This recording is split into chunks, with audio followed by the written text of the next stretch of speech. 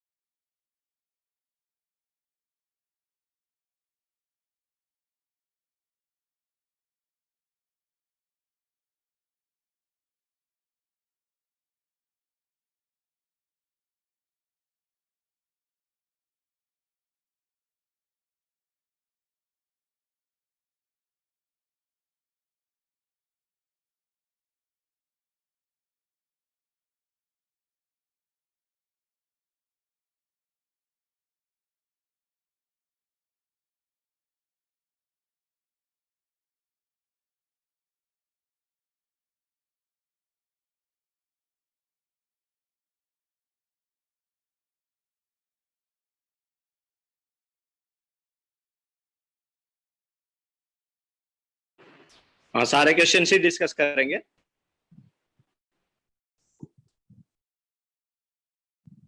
क्योंकि कुछ इधर उधर जब पूछेंगे तो और भी क्वेश्चन तुम लोग कहीं ना कहीं पूछ ही लोगे, है ना। सो सारे क्वेश्चन ही डिस्कस कर देंगे इसके बजाय। विंडोज नहीं करेंगे, get equip to JEE advance ही करेंगे।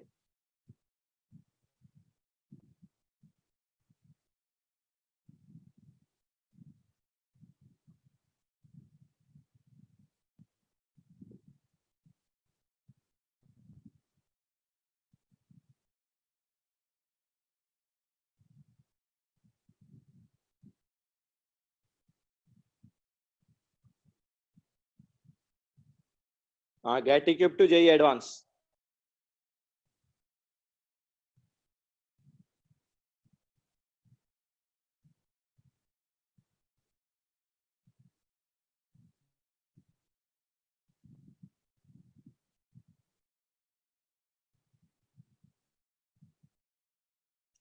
हाँ, मैट्रिक्स मैच ऑल्सो सब करेंगे, जितना भी अपना होगा मैक्सिमम, मतलब पूरा कंप्लीट करने की ट्राई करते हैं, देखते हैं।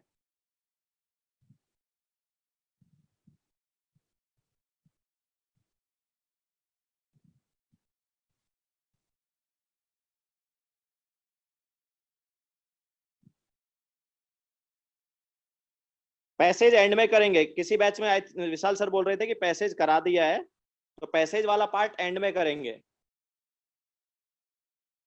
तो जिन लोगों का हो गया वो एंड में जा सकते हैं फिर।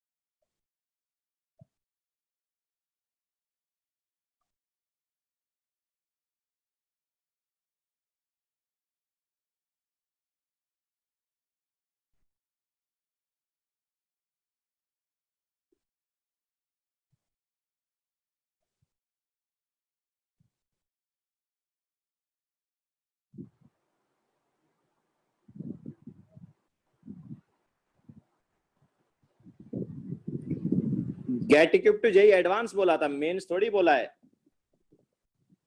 Get equip to JEE advance, mains वाला पार्ट हो गया, सर ने बताया था।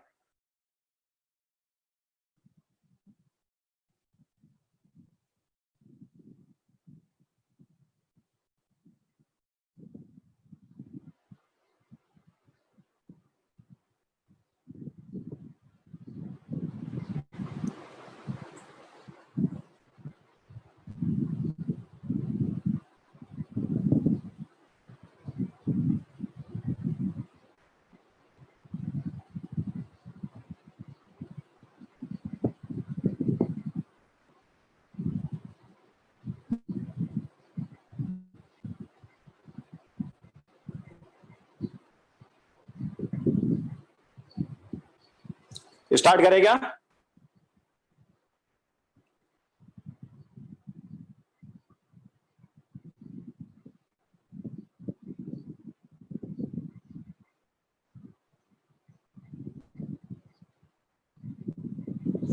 चलो स्टार्ट करते हैं। तो फर्स्ट वाला जो क्वेश्चन है वो क्या है?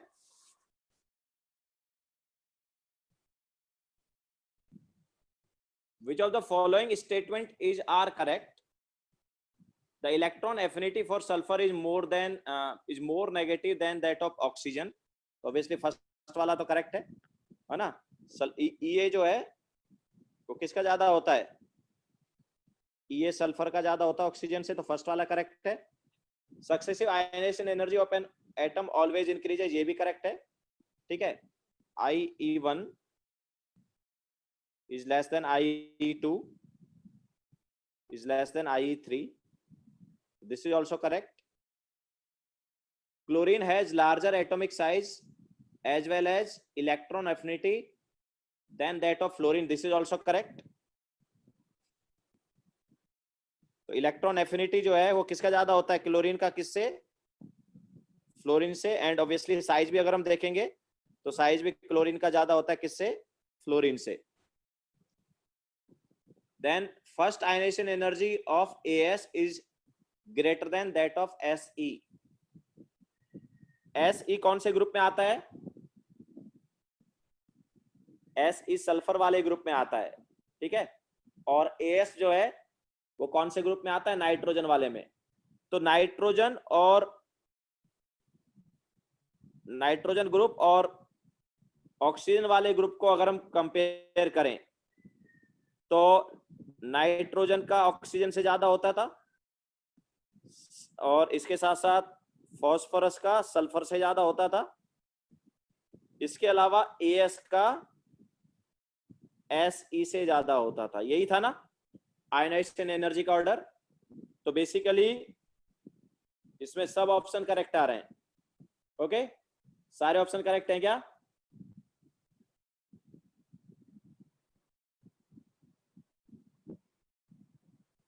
Okay, so ABCD all are correct.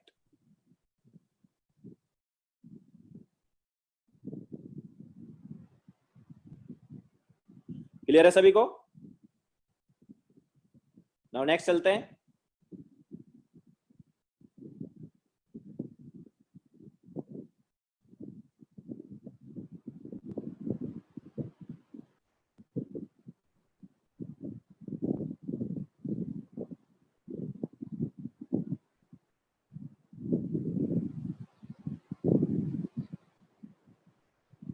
चले आगे, क्लियर है ना सबको?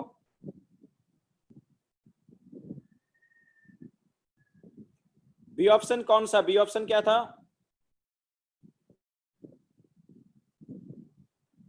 Successive ionization energy of at. अरे आयनेशन एनर्जी तो बढ़ती जाती है ना। I1 से बड़ा होता है I2, I2 से बड़ा होता है I3। तो सक्सेसिव आयनेशन एनर्जी बढ़ती जाती है। सक्सेसिव मींस वही है ना, 1 देन 2 देन 3। ठीक है, 1 से बड़ा 2, 2 से बड़ा 3, 3 से बड़ा 4 ऐसे। यस, ये सभी पूरी पीरियोडिक टेबल में है ये।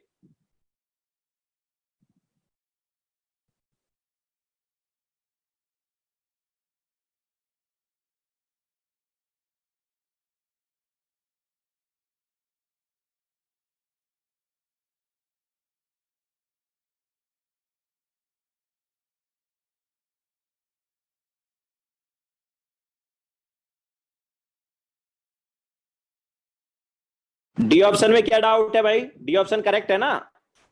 अरे नाइट्रोजन वाली फैमिली का हाफ फील्ड कॉन्फ़िगरेशन होता है तो ज्यादा स्टेबल होता है वो, इसलिए ज्यादा आयनेशन एनर्जी आती है। अब नेक्स्ट क्वेश्चन पर चलते हैं, क्वेश्चन नंबर 2। तो the process requiring the absorption of energy is, देखो Cl से Cl नेगेटिव बना, तो ये क्या है? दिस इज इलेक्ट्रॉन एफिनिटी वाला स्टेप। इसका डेल्टा एच क्या है? इसका delta H is nothing but electron affinity. और इलेक्ट्रॉन एफिनिटी जो है फर्स्ट वाली वो क्या होती है? पॉजिटिव। तो ऑब्वियसली इस प्रोसेस में एनर्जी रिक्वायर्ड है। इसके अलावा O गिव्स O2 नेगेटिव, तो इसमें दो इलेक्ट्रॉन एफिनिटी आती है। एक आता है इलेक्ट्रॉन एफिनिटी 1 जो कि पॉजिटिव होगी, एंड देन उसके बाद नेक्स्ट वाला सॉरी इलेक्ट्रॉन एफिनिटी 1 जो है नेगेटिव होगी, एंड दूसरा आता है इलेक्ट्रॉन एफिनिटी 2 वो पॉजिटिव होगी। फर्स्ट इलेक्ट्रॉन के लिए एनर्जी क्या होता है? फर्स्ट इलेक्ट्रॉन जब ऐड होता है तो एनर्जी रिलीज होता है, बट उसके बाद नेक्स्ट इलेक्ट्रॉन जब ऐड होंगे तो एनर्जी क्या होगी? रिक्वायर्ड होगी। तो electron affinity 1 is negative but electron affinity 2 is positive. ठीक है, तो ऑब्वियसली बी ऑप्शन इसलिए करेक्ट हो गया। सॉरी सॉरी उल्टा लिख दिया यहाँ पर, फर्स्ट वाले में रॉन्ग लिया। इलेक्ट्रॉन एफिनिटी ये फर्स्ट वाली ये एक ही है तो वो नेगेटिव रहेगा। ठीक है, इसके बाद नेक्स्ट क्या है? नेक्स्ट है Fe3 positive plus electron gives Fe2 positive. तो ये क्या है? इस प्रोसेस में क्या होगा? महिमा क्या नहीं समझ में आया? महिमा क्या नहीं समझ में आया? सेकंड स्टेप, अरे ऑक्सीजन ये जो है ना, ऑक्सीजन O से जब O2 नेगेटिव आ रहा है तो O से O2 नेगेटिव दो स्टेप में आ रहा है।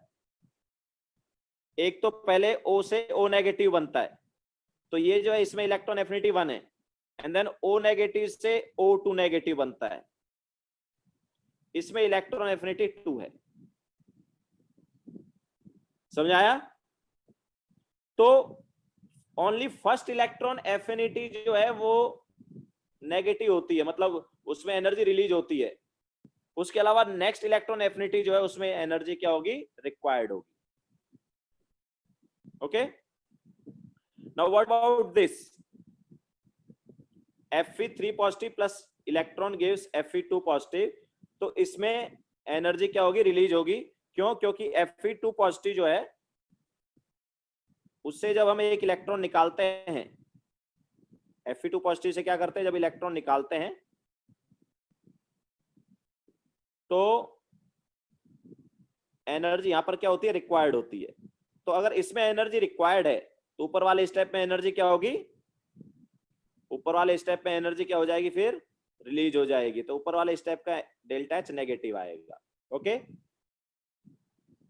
इसके अलावा लास्ट वाला जो है वो क्या है, हाँ नोट्स तुम्हें सेंड कर देंगे। लास्ट वाला जो है वो क्या है, A R gives A R negative. तो ए आर जो है वो क्या है, नोबेल गैस है। तो नोबेल गैस के केस में इलेक्ट्रॉन एफिनिटी क्या आता है, पॉजिटिव आता ही नहीं आता। नोबेल गैस के केस में इलेक्ट्रॉन एफिनिटी क्या आता है, पॉजिटिव आता है। ओके, तो इसलिए यहां पर आंसर क्या होगा बताओ, सी नहीं समझा? अरे सी में देखो क्या है, ये जो स्टेप था Fe2 पॉजिटिव से जब हम इलेक्ट्रॉन निकालते हैं, Fe2 पॉजिटिव से जब इलेक्ट्रॉन निकालते हैं और Fe3 पॉजिटिव बन जाता है, तो एक इलेक्ट्रॉन जब यहां पर निकाला तो एनर्जी इसमें रिक्वायर्ड है। अब इससे ऊपर वाली रिएक्शन क्या है, उल्टी रिएक्शन है, जिसका हमें चाहिए क्वेश्चन में जो दिया है वो रिएक्शन क्या है, इसकी जस्ट उल्टी रिएक्शन है। ओके, तो इस रिएक्शन में एनर्जी रिक्वायर्ड है, तो इससे ऊपर वाली रिएक्शन में एनर्जी क्या होगी, रिलीज होगी। समझ आया कि नहीं आया? ओके, और लास्ट में क्या है, इलेक्ट्रॉन एफिनिटी है, बट किसका इलेक्ट्रॉन एफिनिटी है, नोबेल गैस का। और नोबेल गैस का इलेक्ट्रॉन एफिनिटी क्या होता है, पॉजिटिव होता है। दैट्स व्हाई यहां पर आंसर क्या होगा बताओ, हमें क्या पूछा है, किस किस में एनर्जी रिक्वायर्ड है, एब्जॉर्ब है। तो एनर्जी एब्जॉर्ब कहां पर आ रहा है, इसमें आएगा, ठीक है, और लास्ट वाले में आएगा। मतलब करेक्ट ऑप्शन क्या हुआ, B and D. Correct option कौन सा हो गया, बी एंड डी हो गया। क्लियर है क्या सबको?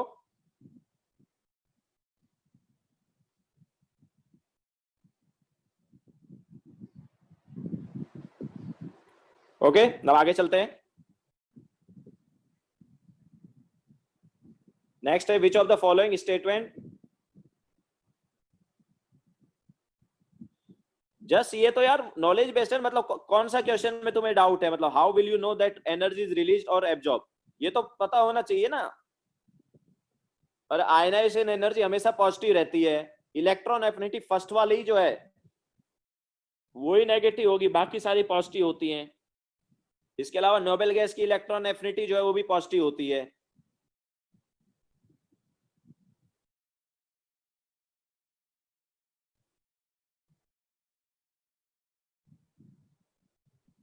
ठीक है, now आगे चलते हैं।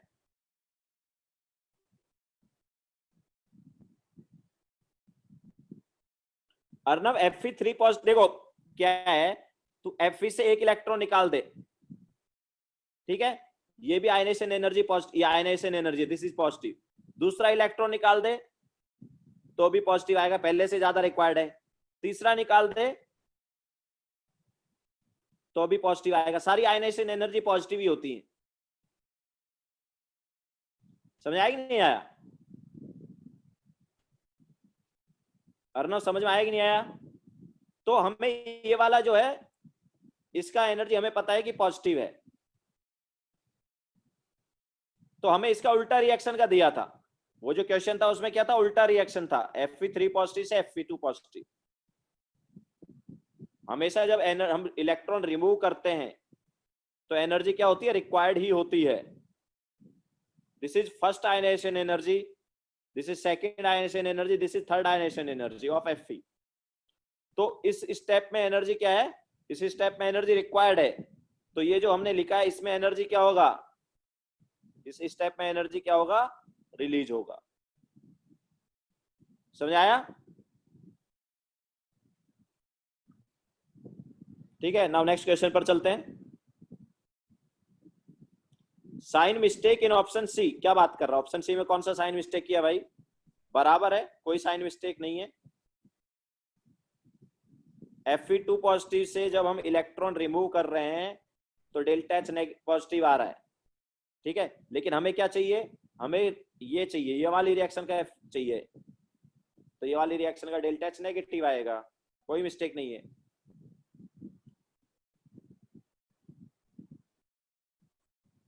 ठीक है, now next question, question number 3, which of the following statement is are true about the modern form of periodic table? तो properties of elements are periodic function of their atomic number, correct है। there are 7 periods, this is also correct। there are 18 groups, this is also correct।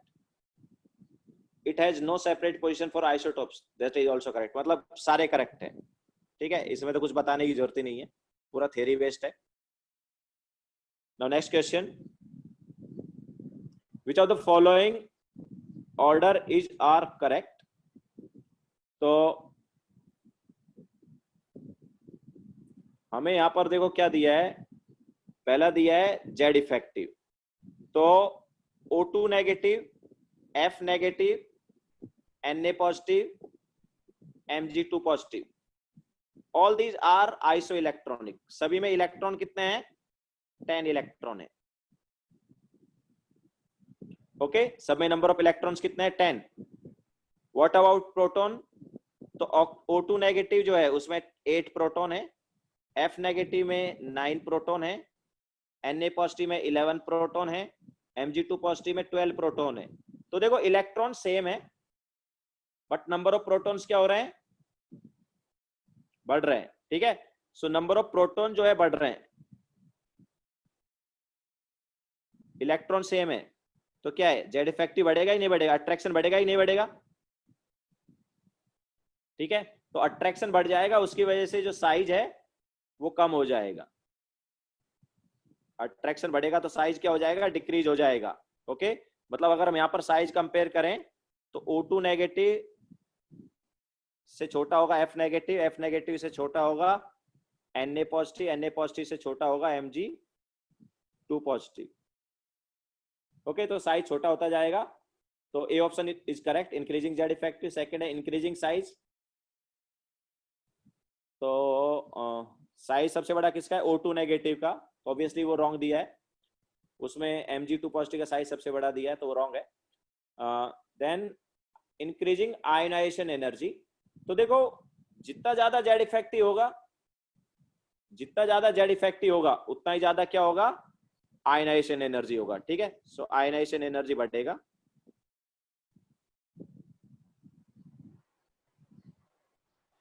इसके अलावा electron affinity जो है वो भी बढ़ेगा। Z effective के बढ़ने से साइज कम होता है, आयनाइजेशन एनर्जी बढ़ता है, इलेक्ट्रॉन एफिनिटी बढ़ता है। तो कौन सा ऑप्शन करेक्ट होगा बताओ, कौन सा ऑप्शन करेक्ट होगा? डी पार्ट समझाओ ना। अरे डी पार्ट क्या है, जेड इफेक्टिव बढ़ गया ना भाई, तो जेड इफेक्टिव के बढ़ने से क्या क्या बढ़ता है, आयनाइजेशन एनर्जी बढ़ता है और इलेक्ट्रॉन एफिनिटी बढ़ता है, और साइज क्या हो जाता है, साइज कम हो जाता है। ठीक है, सो करेक्ट ऑप्शन क्या होगा, A C D. B option wrong हो गया। ठीक है, A C D correct option हो गया यहां पर। तो आगे चलते हैं।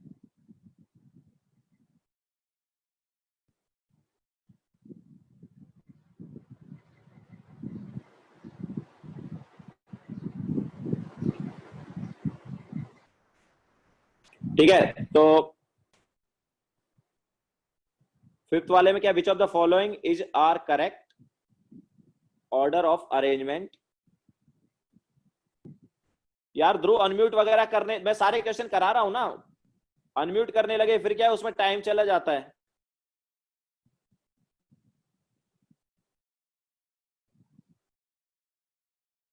और भरोसा भी नहीं है तुम लोगों में से कौन स्पैमर आ जाए इधर। दो दो ध्रुव हैं, अब मुझे क्या पता कोई इनमें से एक स्पैमर हो, तो मैं अनम्यूट नहीं करूंगा किसी को। जो भी डाउट है चैट पर पूछो।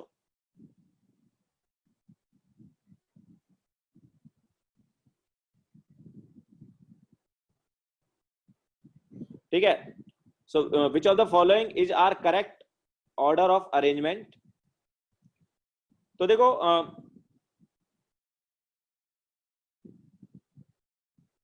फिफ्थ में बी ऑप्शन कैसे करेक्ट है? अच्छा बी ऑप्शन पे तो भी गए नहीं ना भाई, फिफ्थ तो करा ही रहे ना, रुको ना अभी फिफ्थ के लिए। Which of the following is are correct order of arrangement. So I positive, I and I negative. सबको पता होना चाहिए कि कैटायन का जो साइज है वो न्यूट्रल एटम से क्या होता है, छोटा होता है, और एनायन का साइज न्यूट्रल एटम से बड़ा होता है। ये तो पता है सबको।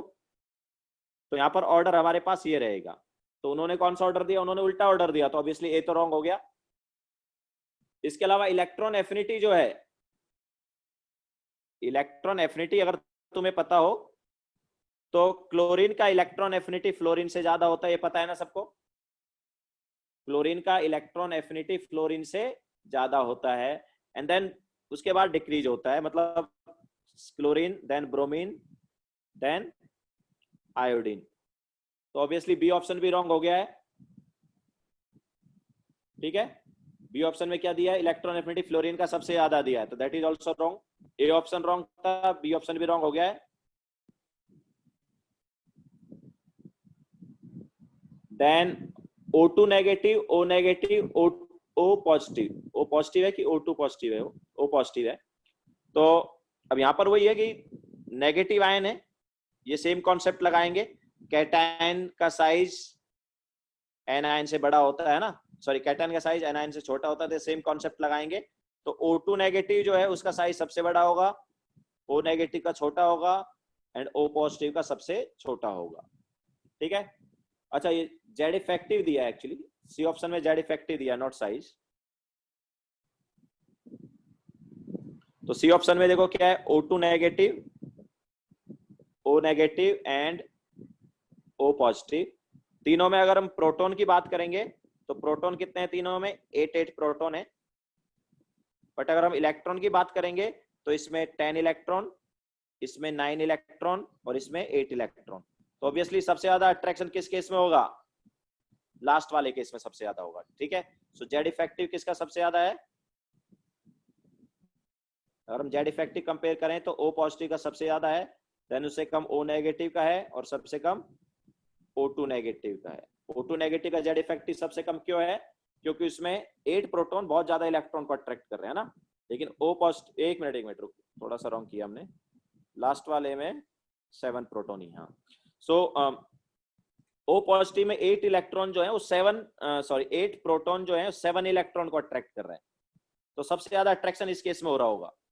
और O2 नेगेटिव में जो है 8 प्रोटॉन 10 इलेक्ट्रॉन को अट्रैक्ट कर रहे हैं, तो सबसे कम अट्रैक्शन हो रहा होगा। ओके, सो जेड इफेक्टिव का ऑर्डर ऑब्वियसली ये हो जाएगा। तो सी ऑप्शन तो करेक्ट है। इसके अलावा लास्ट ऑप्शन क्या है, आयनाइजेशन एनर्जी ऑफ NaAlMgSi। तो जेड इफेक्टिव को साइज से रिलेट नहीं करोगे ना, जेड इफेक्टिव को साइज से रिलेट नहीं करते हम, साइज को जेड इफेक्टिव से रिलेट करते हैं। ओके, साइज जो है वो जेड इफेक्टिव से रिलेट किया जाता है। देन NaAl, अब देखो लेफ्ट टू राइट जब हम जाते हैं पीरियोडिक टेबल में, पीरियोडिक टेबल में जब हम लेफ्ट टू राइट जाएंगे तो आयनाइजेशन एनर्जी क्या है, बढ़ता है ना। ठीक है, लेकिन तो Na से बड़ा होगा Mg का, लेकिन याद है क्या आ जाता था, एक्सेप्शन आता था Mg और Al के केस में। Mg और Al के केस में क्या आएगा, एक्सेप्शन आएगा, एंड देन वापस बढ़ जाएगा। ठीक है, तो इसलिए हमारे पास करेक्ट ऑप्शन कौन कौन सा हो गया, देखो डी ऑप्शन भी क्या है, करेक्ट है। तो कौन कौन सा ऑप्शन करेक्ट हुआ, सी एंड डी, दो ही ऑप्शन करेक्ट आ रहे हैं क्या इसमें, दो ही ऑप्शन करेक्ट आ रहे हैं ना। ठीक है, चलिए आगे फिर।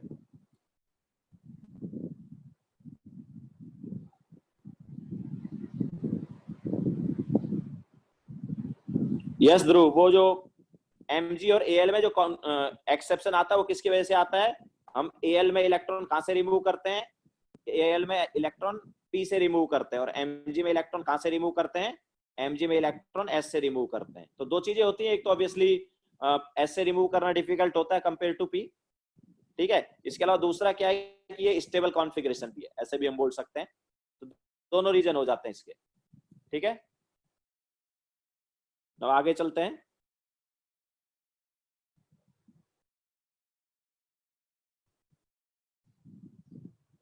नाउ सिक्स्थ वाला, लेंदी लेंदी सा होता है यार, पढ़ने में काफी टाइम लगता है।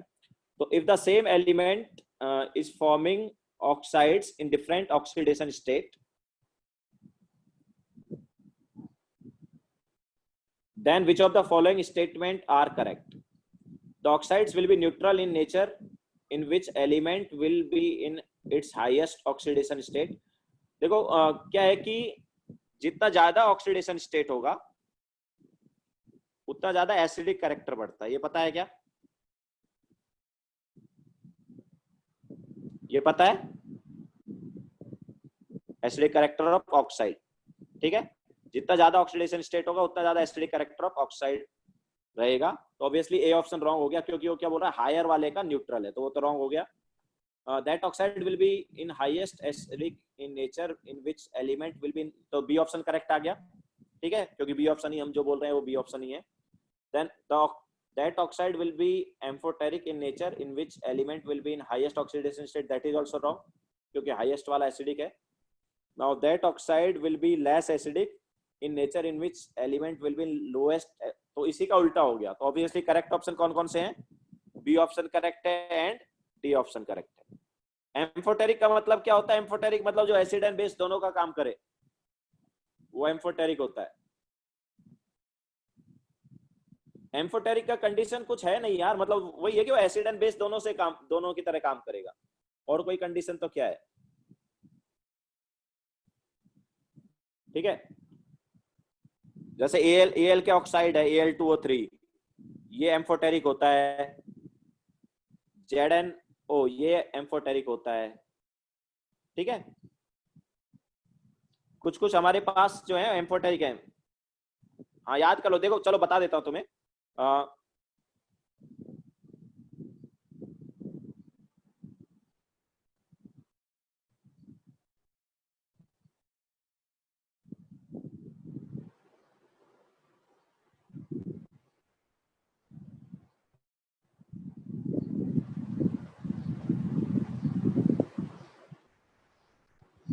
ठीक है, जो मैं कुछ एलिमेंट लिखा रहा हूं उनके ऑक्साइड एम्फोटेरिक हैं।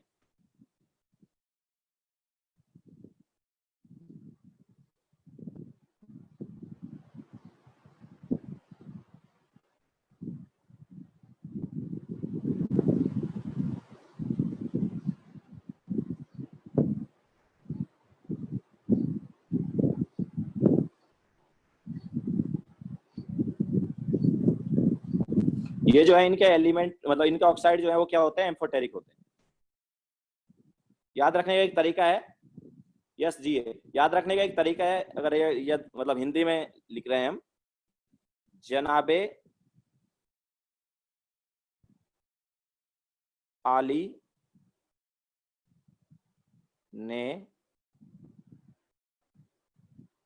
एक मिनट, दिस इज CR,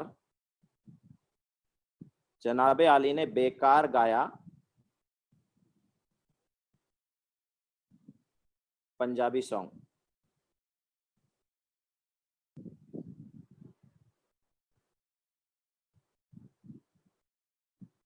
जनाबे आली ने बेकार गाया पंजाबी सॉन्ग एंड आज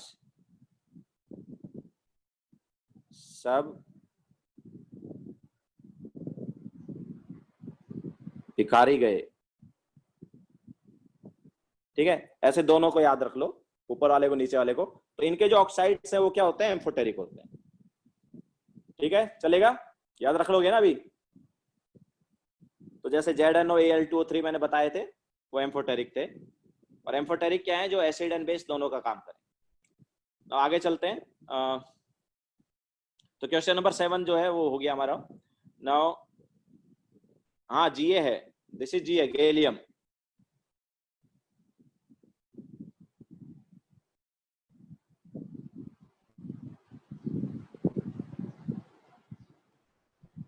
हाँ कुछ कुछ मेटोलाइट के ऑब्वियसली एम्फोटेरिक है, यहाँ पर तुम देख सकते हो साफ साफ। न्यूट्रल वाले तो बहुत कम है, जैसे CO जो है वो न्यूट्रल है, CO जो है वो न्यूट्रल होता है, N2O न्यूट्रल होता है, NO न्यूट्रल होता है, ठीक है? तो न्यूट्रल वाले बहुत कम ऑक्साइड्स हैं, वो याद रख सकते हो तुम लोग, ठीक है? हो गया ना सबका? आगे चलें।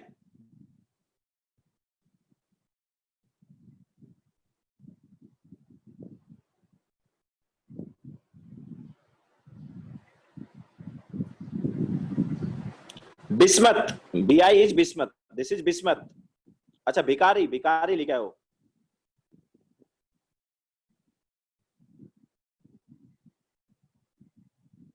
ठीक है, न्यूट्रल बताया ना मैंने यार, न्यूट्रल कौन कौन से हैं? Neutral are CO, N2O, NO, ये न्यूट्रल हैं,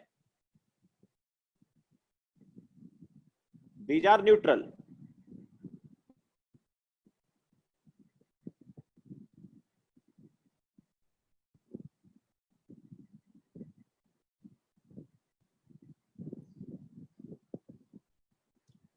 वो भी है बट मेनली यही है, तुम्हें यही याद रखने, 3 याद रख लोगे बहुत है।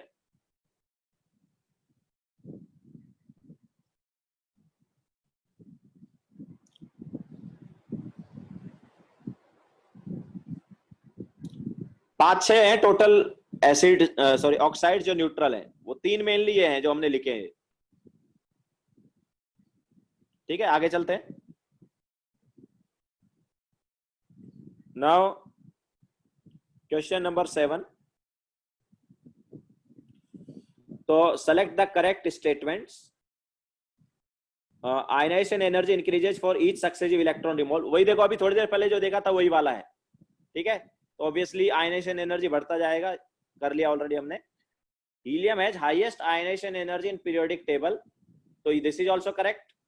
एक तो नोबेल गैस है, और नोबेल गैस का वैसे ही आयनाइजेशन एनर्जी सबसे ज्यादा होता है, और उसमें भी हम जब डाउन द ग्रुप जाते हैं तो आयनाइजेशन एनर्जी क्या होता है? डिक्रीज होता है। ठीक है, सो हीलियम जो है नोबेल गैस है। इसके अलावा फर्स्ट पीरियड में आता है, तो दोनों रीजन की वजह से इसका आयनाइजेशन एनर्जी सबसे ज्यादा होगा। इसके अलावा end of valence electron is marked by a big jump in next ionization energy. ये क्या बोलना चाहता है? End of valence electron is marked by a big jump in next, पता नहीं यार सी ऑप्शन क्या बोलना चाह रहा है। End of valence electrons,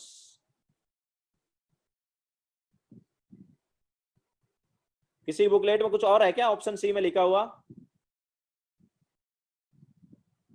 and of valence electrons is marked by a big jump in next ionization enthalpy.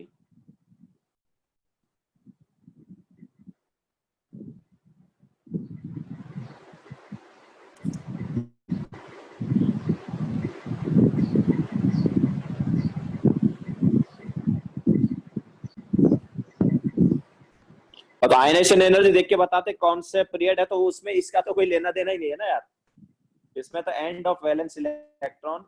अच्छा अच्छा, ये वो बोलना चाहता है कि जब वैलेंस इलेक्ट्रॉन खत्म हो जाए, हे भगवान, ऐसा कोई कैसे लिखा था यहाँ? ये वो बताना चाह रहा है कि जब वैलेंस इलेक्ट्रॉन सारे खत्म हो जाए तो बहुत बड़ा जंप आ जाता है आयनाइजेशन एनर्जी में। समझ में आया ऑप्शन क्या बोल रहा है? कि जब सारे वैलेंस इलेक्ट्रॉन खत्म हो जाएंगे तो बहुत बड़ा जंप हो जाएगा आयनाइजेशन एनर्जी में। तो वो क्यों होगा? क्योंकि after removing valence electron,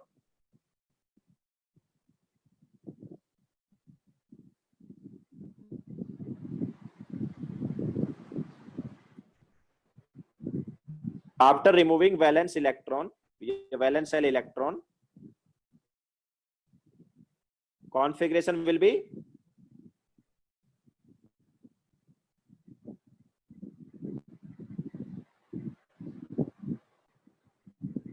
noble gas configuration. ठीक है, सो नोबेल गैस कॉन्फ़िगरेशन हो जाएगा, एंड नोबेल गैस कॉन्फ़िगरेशन होने की वजह से आयनाइजेशन एनर्जी बहुत ज्यादा आ जाएगा। समझ आया नहीं आया? तो वो यही बोलना चाह रहा है सी ऑप्शन में कि जब सारे वैलेंस इलेक्ट्रॉन निकल जाएं तो बहुत बड़ा जंप आता है आयनाइजेशन एनर्जी में। क्यों आता है? क्योंकि सारे वैलेंस इलेक्ट्रॉन निकल गए तो कॉन्फ़िगरेशन कैसा हो जाएगा? नोबेल गैस कॉन्फ़िगरेशन हो जाएगा, एंड नोबेल गैस कॉन्फ़िगरेशन जो है उसका बहुत ज्यादा क्या होता है? एनर्जी रिक्वायर्ड होता है, आयनाइजेशन एनर्जी बहुत ज्यादा होता है। एंथैल्पी का यहाँ पर मतलब एनर्जी ही है, आयनाइजेशन एंथैल्पी और आयनाइजेशन एनर्जी एक ही बात है।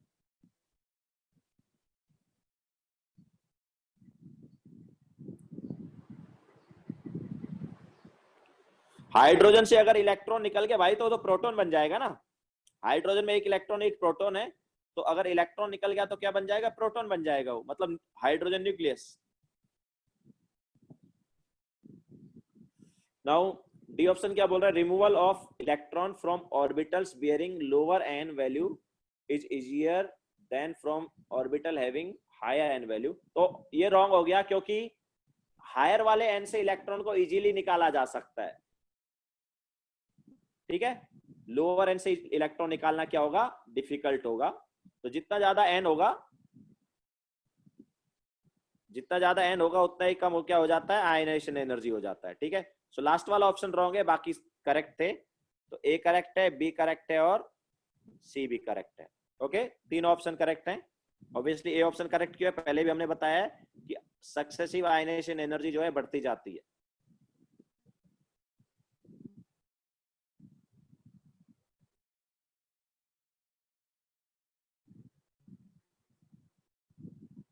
ठीक है, इसलिए ये वाला ऑप्शन करेक्ट था।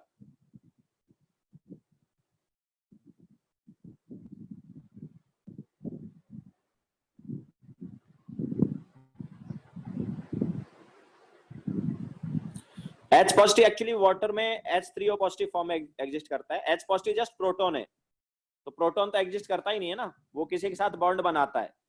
आगे तुम केमिकल बॉन्डिंग में भी देखोगे, वाटर के साथ बॉन्ड बना लेता है तो H3O पॉजिटिव आ जाता है, और NH3 के साथ बॉन्ड बनाता है तो NH4 पॉजिटिव आ जाता है, ठीक है। H पॉजिटिव एग्जिस्ट नहीं करता है।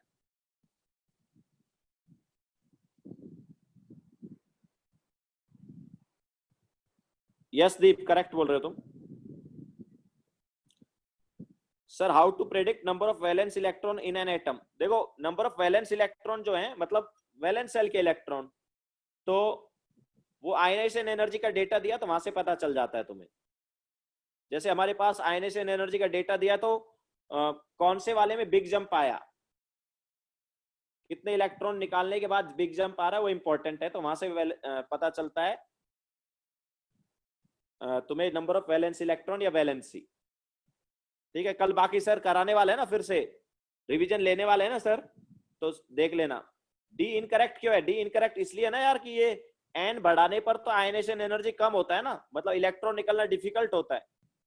हायर वाले एन से इलेक्ट्रॉन इजीली निकाल सकते हैं, लेकिन वो क्या बोल रहा है डी वाले ऑप्शन में कि लोअर एन से इलेक्ट्रॉन निकालना इजी है। ओके,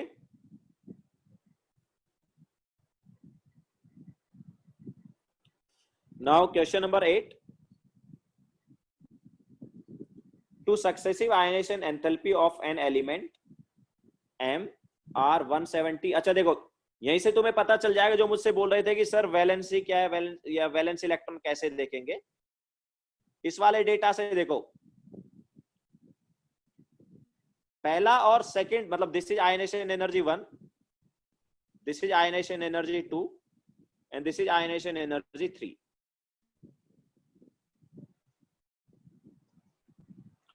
तो युवराज यहां से देखो ना, यहां से तुम्हें तुम्हारा डाउट भी क्लियर हो जाएगा। यहां पर देखो, first ionization energy, then second ionization energy and then third ionization energy. 170 से 344 हुआ, कोई बड़ा जंप नहीं आया। लेकिन जब सेकंड से थर्ड हम गए तो बहुत बड़ा जंप आ गया। इसका मतलब क्या है कि देखो, फर्स्ट इलेक्ट्रॉन निकालने में कोई डिफिकल्टी नहीं हुई, आराम से निकल गया। सेकंड इलेक्ट्रॉन निकालने में कोई ज्यादा डिफिकल्टी नहीं हुई, आराम से निकल गया। लेकिन थर्ड इलेक्ट्रॉन निकालने में देखो बहुत ज्यादा एनर्जी लग रहा है, लग रहा है कि नहीं लग रहा है। दो इलेक्ट्रॉन निकालने के बाद जब हम तीसरा इलेक्ट्रॉन निकालने गए तो बहुत ज्यादा एनर्जी लग रहा है, लग रहा है कि नहीं लग रहा है। मतलब after removing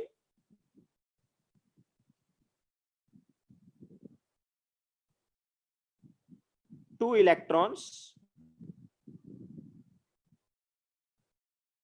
configuration is noble gas configuration. तभी तो बहुत ज्यादा एनर्जी लग रहा है। दो इलेक्ट्रॉन निकालने के बाद हम तीसरा इलेक्ट्रॉन निकालने जा रहे हैं तो बहुत ज्यादा एनर्जी लग रहा है। मतलब दो इलेक्ट्रॉन निकालने के बाद कॉन्फ़िगरेशन कैसा आ गया, नोबल गैस जैसा आ गया। इसका मतलब क्या है कि वैलेंस शेल में कितने इलेक्ट्रॉन है, वैलेंस शेल में कितने इलेक्ट्रॉन है, नंबर ऑफ वैलेंस शेल नहीं, number of electron in valence shell कितने हैं, 2 हैं।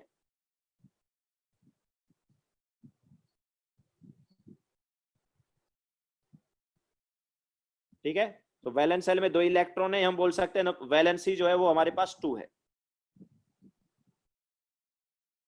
ओके, तो वैलेंसी 2 है, तो आंसर क्या हो जाएगा इसमें, MbR2। क्लियर है कि नहीं, आंसर क्या हो जाएगा, MbR2 हो जाएगा। मतलब करेक्ट ऑप्शन इसमें क्या होगा, बी ऑप्शन करेक्ट होगा।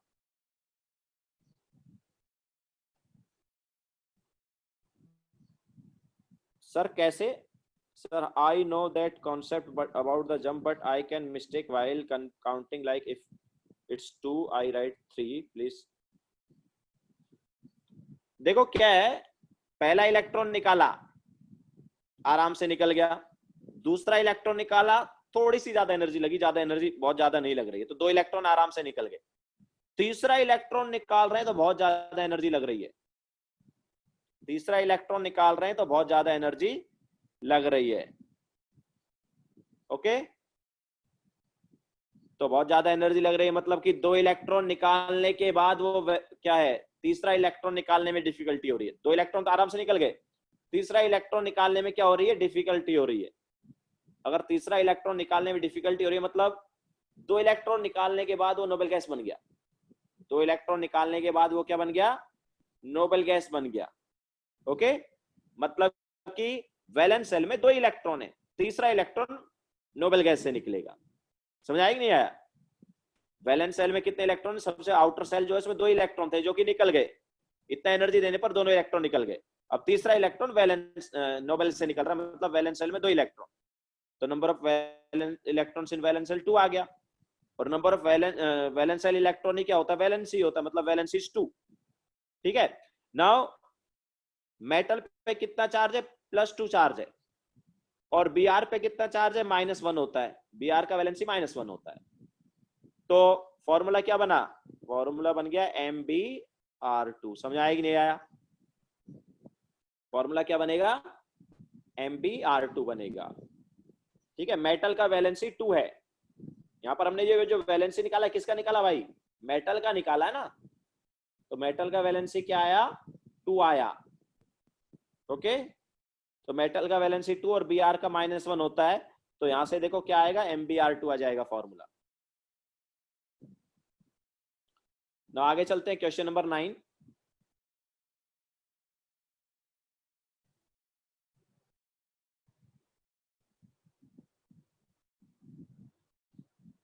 The electron affinity of the following elements can be arranged. तो देखो लेफ्ट टू राइट जब हम जाते हैं तो इलेक्ट्रॉन एफिनिटी क्या होता है, बढ़ता है कि कम होता है, electron affinity left to right में बढ़ता है। तो अगर हम यहां पर किस किस का दिया, कार्बन का दिया है, तो कार्बन से नाइट्रोजन जाएंगे, लेकिन देखो तुम्हें पता होना चाहिए कि कार्बन और नाइट्रोजन में एक्सेप्शन था कि नहीं था, कार्बन एंड नाइट्रोजन में क्या था, एक्सेप्शन था। ठीक है, ये एक्सेप्शन था, याद हो तो। ठीक है, देन लेफ्ट टू राइट गए तो बढ़ा, तो नाइट्रोजन से ज्यादा हो जाएगा ऑक्सीजन का, ये भी क्लियर है। एंड Cl जो है उसका हाईएस्ट इलेक्ट्रॉन एफिनिटी है, Cl का इलेक्ट्रॉन एफिनिटी पूरे पीरियोडिक टेबल में हाईएस्ट है। तो ऑर्डर क्या होगा, ऑर्डर ऑब्वियसली ऐसा होगा। अच्छा इसमें और भी दिया है क्या, अच्छा ऑक्सीजन भी दिया था और फ्लोरीन भी दिया था, ठीक है, ऑक्सीजन भी दिया है फ्लोरीन भी दिया है, तो ऐसा है।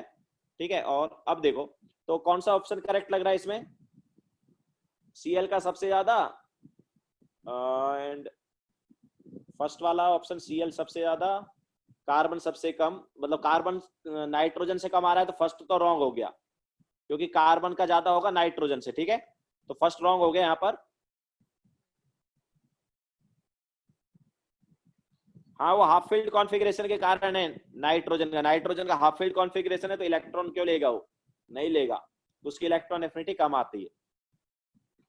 तो सी का नाइट्रोजन से ज्यादा होना चाहिए, तो फर्स्ट वाले ऑप्शन में नाइट्रोजन का ज्यादा दिया सी से, तो दैट्स व्हाई वो रॉन्ग है। सेकंड वाले ऑप्शन में अगर हम देखें तो सेकंड वाला ऑप्शन करेक्ट है, बिल्कुल बी ऑप्शन करेक्ट है, क्योंकि Cl का सबसे ज्यादा दिया है और ऑक्सीजन का ज्यादा है कार्बन से और कार्बन का ज्यादा है नाइट्रोजन से, तो बी ऑप्शन करेक्ट है। सी ऑप्शन में क्या है, Cl का ज्यादा है, एंड देन सी ऑप्शन में भी देखो वही चीज आ गई, नाइट्रोजन का कार्बन से ज्यादा दिया हुआ है। सी ऑप्शन में देखो नाइट्रोजन का कार्बन से ज्यादा दिया है, तो रॉन्ग है ना, ठीक है। और डी ऑप्शन में भी रॉन्ग है, क्योंकि नाइट्रोजन का कार्बन से ज्यादा दिया है, तो 9th वाले में एक ही ऑप्शन करेक्ट आएगा, बी। क्लियर है सबको?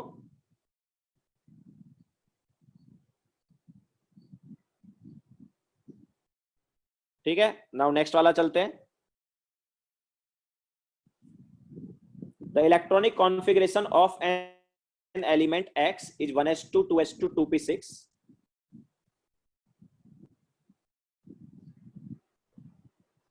तो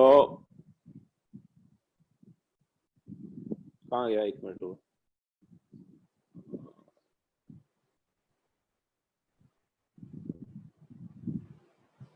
टेंथ, हाँ, the electronic configuration of an element X is 1s2 2s2 2p6। तो ऑब्वियसली एलिमेंट कौन सा हो गया, एलिमेंट हो गया नियोन, ठीक है। What is the atomic number of element which is just above the element X in the periodic table. ये तो बहुत इजी है ना यार। नियोन के ऊपर कौन है, नियोन के ऊपर कौन होता है, हीलियम होता है ना। तो हीलियम का एटॉमिक नंबर क्या है, हीलियम का एटॉमिक नंबर 2 है, ठीक है। सो ये तो बहुत इजी था।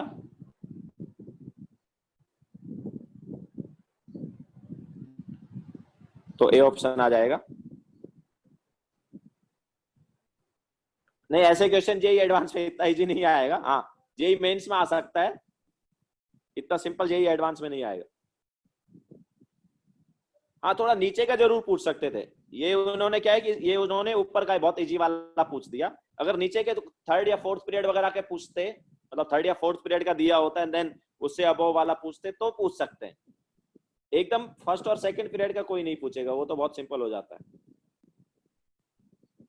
ठीक है, नाउ नेक्स्ट चलते हैं 11th वाले पर।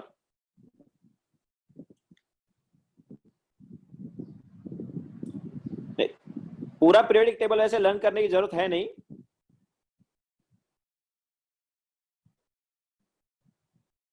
अगर कर लोगे तो फायदे में ही है वो तो। Now question number 11, the correct order of acidic strength is. तो देखो left to right acidic strength क्या होता है, बढ़ता है ना, left to right acidic strength बढ़ता जाता है पीरियोडिक टेबल में। तो अगर हम यहाँ पर बात करेंगे फर्स्ट ऑप्शन की, तो yes first option is correct because left to right ही हो गया वो, P4O10 then SO2 then Cl2O7। तो left to right periodic table में क्या होता है, एसिडिक स्ट्रेंथ बढ़ता है।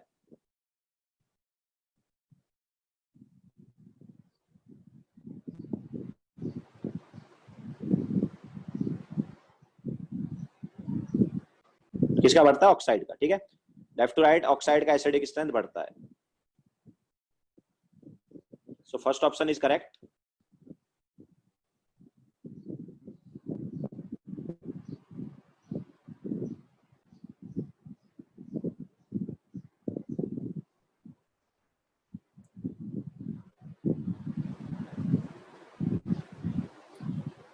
वेदांत याद कर लो यार, फायदे में वही है कि याद कर लोगे तो ही फायदे में ज्यादा रहोगे।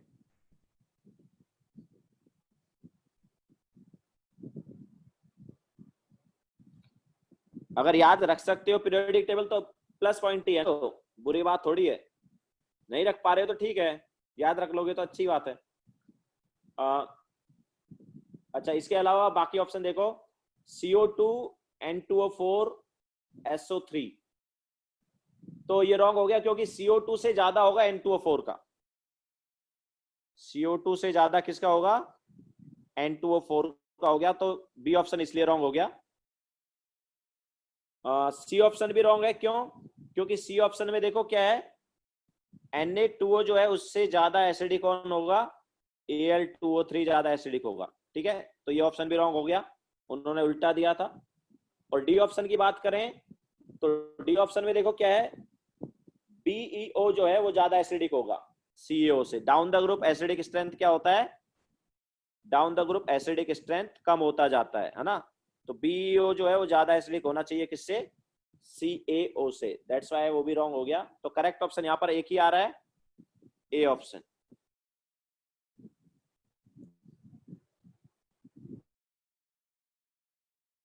क्लियर है?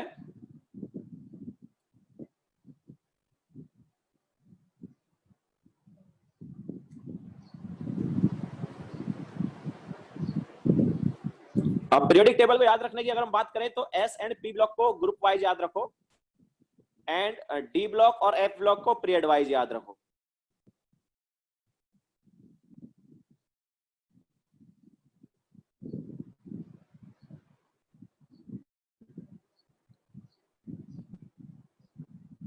ठीक है ना, आगे चलते हैं।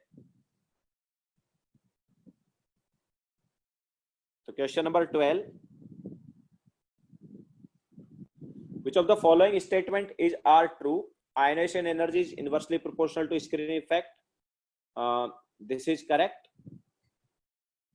ठीक है, ये ऑप्शन करेक्ट है क्योंकि स्क्रीनिंग इफेक्ट जितना कम होगा उतना ही एक्चुअली ये बताया भी होगा तुम्हें, स्क्रीनिंग इफेक्ट अगर कम होगा तो जेड इफेक्टिव क्या होगा, बढ़ जाएगा। ओके, जब जेड इफेक्टिव बढ़ जाएगा तो इजीली इलेक्ट्रॉन निकलेगा। तो फर्स्ट वाला करेक्ट है। इसके अलावा the first ionization energy of B and MG are more than ionization energy of B and L, तो ये this is also correct, exception था है ना। Ionization energy of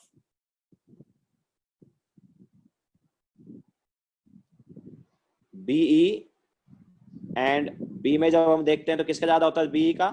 similarly MG और एल में देखते हैं तो किसका ज्यादा होता है, एमजी का। तो ये भी एक्सेप्शन था।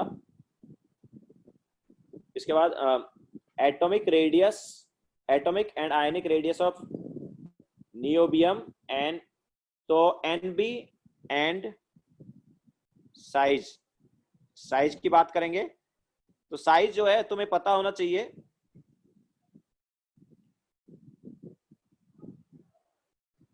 ठीक है, तो एनबी एंड टीए की बात हो रही है।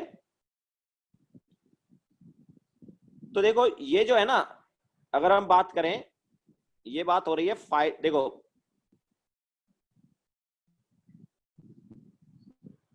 ये अपने पास 5D सीरीज है एंड इससे ऊपर अपने पास 4D सीरीज है।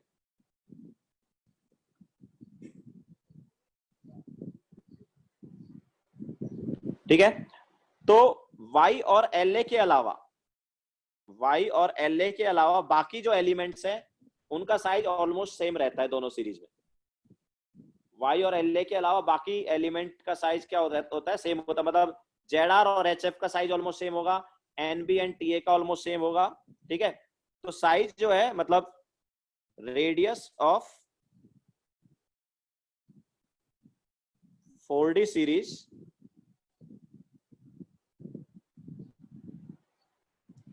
is almost equal to radius of 5D series।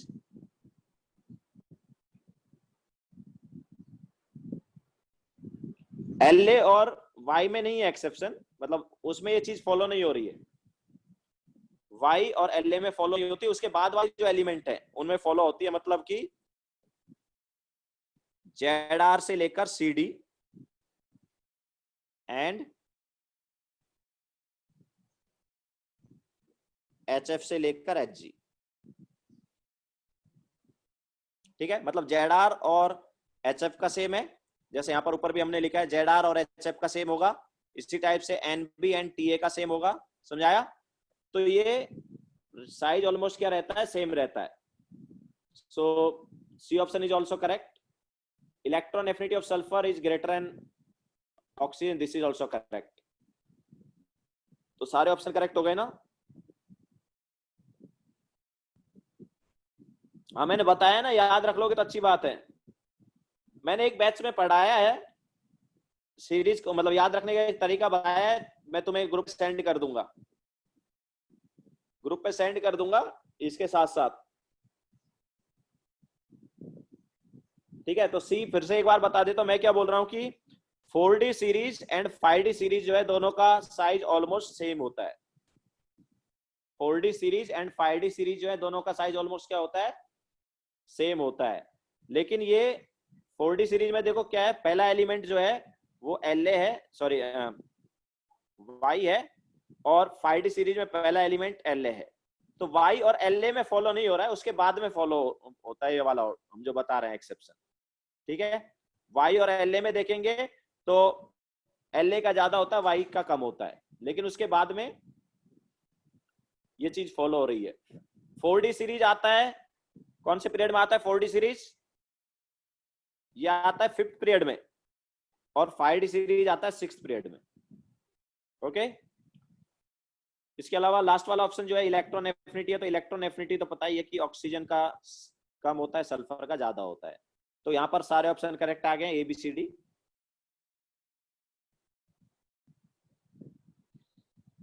Clear है सभी को?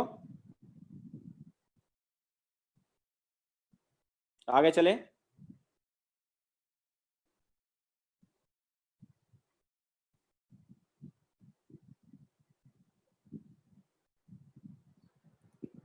ठीक है, now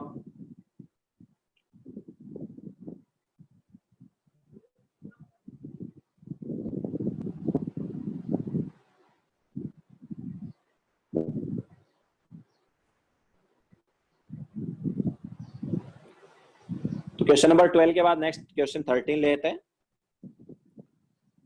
There are 4 elements M, N, O and P having atomic number Z-1, Z, Z+1 and Z+2। ये 4 एलिमेंट है M, N, O, P। This is M, this is N, this is O and this is P. If the element H is an inert gas, मतलब this is inert gas, okay.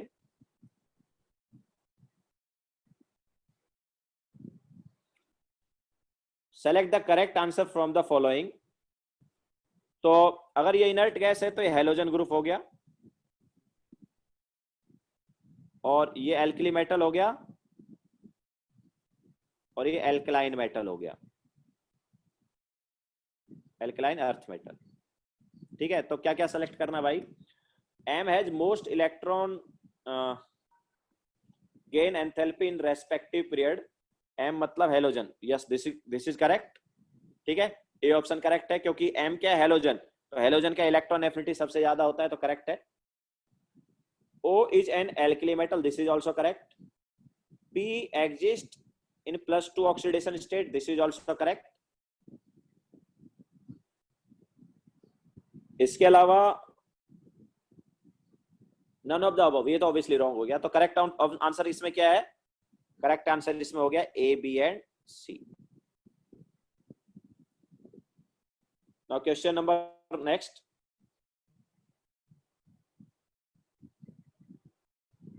हाँ, कुछ कुछ question जो है थोड़ा उतने अच्छे level के नहीं है, बट ठीक है। कभी कभी देखो, जरूर नहीं जेई एडवांस में हमेशा टफ क्वेश्चन आए, एक दो इजी भी आते हैं, याद रखना।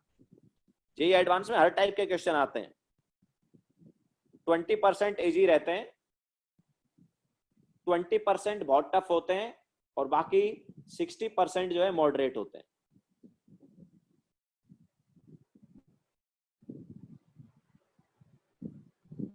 हाँ, 7th पीरियड जो है वो उसमें रेडियो एक्टिव एलिमेंट है, तो उसकी तो हम बात ही नहीं करते हैं। 7th पीरियड जो है वो रेडियो एक्टिव एलिमेंट्स ही होते हैं, तो रेडियो एक्टिव एलिमेंट का हम पीरियोडिक टेबल में ट्रेंड वगैरह देखते ही नहीं है कुछ। हाँ, now next question, question number 14। Which of the following order are correct for the ionization energy? तो आयनाइजेशन एनर्जी की बात कर रहे हैं, तो देखो फर्स्ट वाला क्या है, BaCr C है, तो down the group ionization energy क्या होती है? कम होती जाती है।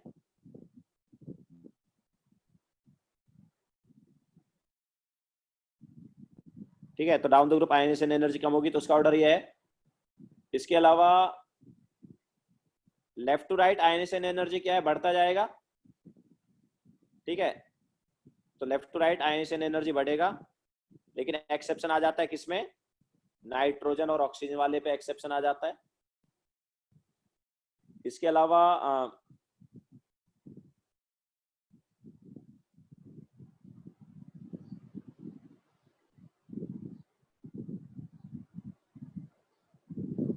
और कौन, S2 नेगेटिव। देखो अब यहां पर अगर हम बात करेंगे S2 नेगेटिव, S और S2 पॉजिटिव की, तो तीनों में प्रोटॉन जो है सेम है, प्रोटॉन तीनों में क्या है, सेम है, 16 16 एंड 16। लेकिन इलेक्ट्रॉन की बात करेंगे तो इसमें 18 इलेक्ट्रॉन है, S में कितने इलेक्ट्रॉन है, S में 16 इलेक्ट्रॉन है, और S2 पॉजिटिव में 14 इलेक्ट्रॉन है। तो सबसे ज्यादा डिफिकल्ट किस में इलेक्ट्रॉन निकालना, सबसे ज्यादा डिफिकल्ट होगा इलेक्ट्रॉन निकालना किस में, सबसे ज्यादा अट्रैक्शन किस केस में है, S2 पॉजिटिव में सबसे ज्यादा अट्रैक्शन है, तो उसमें इलेक्ट्रॉन निकालना सबसे ज्यादा डिफिकल्ट होगा। ओके, एंड सबसे कम अट्रैक्शन किस में, S2 नेगेटिव में, तो वहां पर इलेक्ट्रॉन आराम से निकल जाएगा। तो आयनाइजेशन एनर्जी जो है उसका ऑर्डर क्या रहेगा,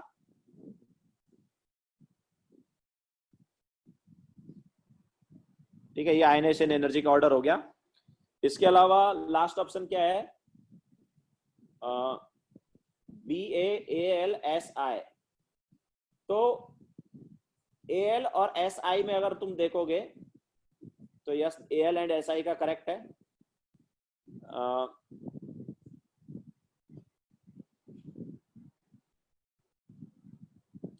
और Ba एंड Al में अगर तुम देखोगे, एक्चुअली Ba एंड Al में तुम्हें वो देखना है कि यार Ba में हम इलेक्ट्रॉन किससे निकाल रहे हैं, Ba में हम इलेक्ट्रॉन निकाल रहे हैं S से, लेकिन कौन सा S है, Ba में हम इलेक्ट्रॉन किससे निकाल रहे हैं, S से, बट कौन से S से निकाल रहे हैं,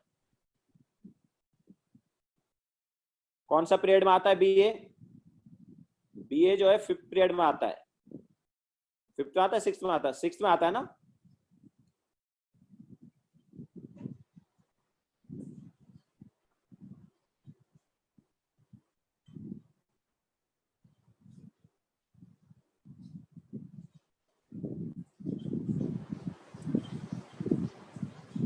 ठीक है, तो Ba से ज्यादा हो जाएगा वैसे, क्योंकि पीरियड जो है किस कौन सा ज्यादा है, पीरियड कौन सा ज्यादा है, बहुत Ba का पीरियड बहुत नीचे आ गया ना, तो इलेक्ट्रॉन का आराम से रिमूव कर सकते हैं। तो Ba से ज्यादा होगा Al का, और Al से ज्यादा होगा Si का, तो लास्ट वाला भी करेक्ट है।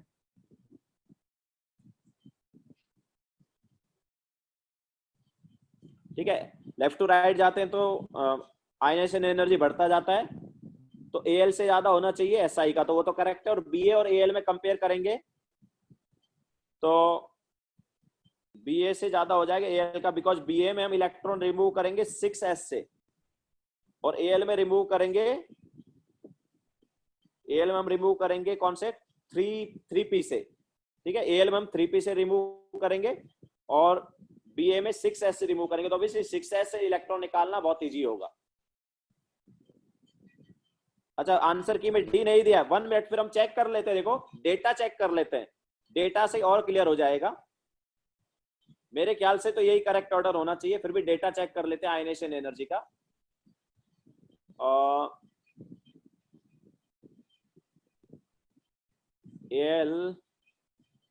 Al का आयनाइजेशन एनर्जी दिया 577 दिया है Al का। ओके, Al का 577 है, एंड Ba का क्या है, Ba का 502, Ba का कम है, Ba का कम है आयनाइजेशन एनर्जी भाई, Ba का 502 है, Ba का जो आयनाइजेशन एनर्जी है 502 है, एंड Al का 577 है। तो किसका ज्यादा है, हमने जो बताया वही करेक्ट है ना। ठीक है, तो करेक्ट आंसर यहां पर क्या होगा, ABCD होगा। आंसर के में रॉन्ग दिया है,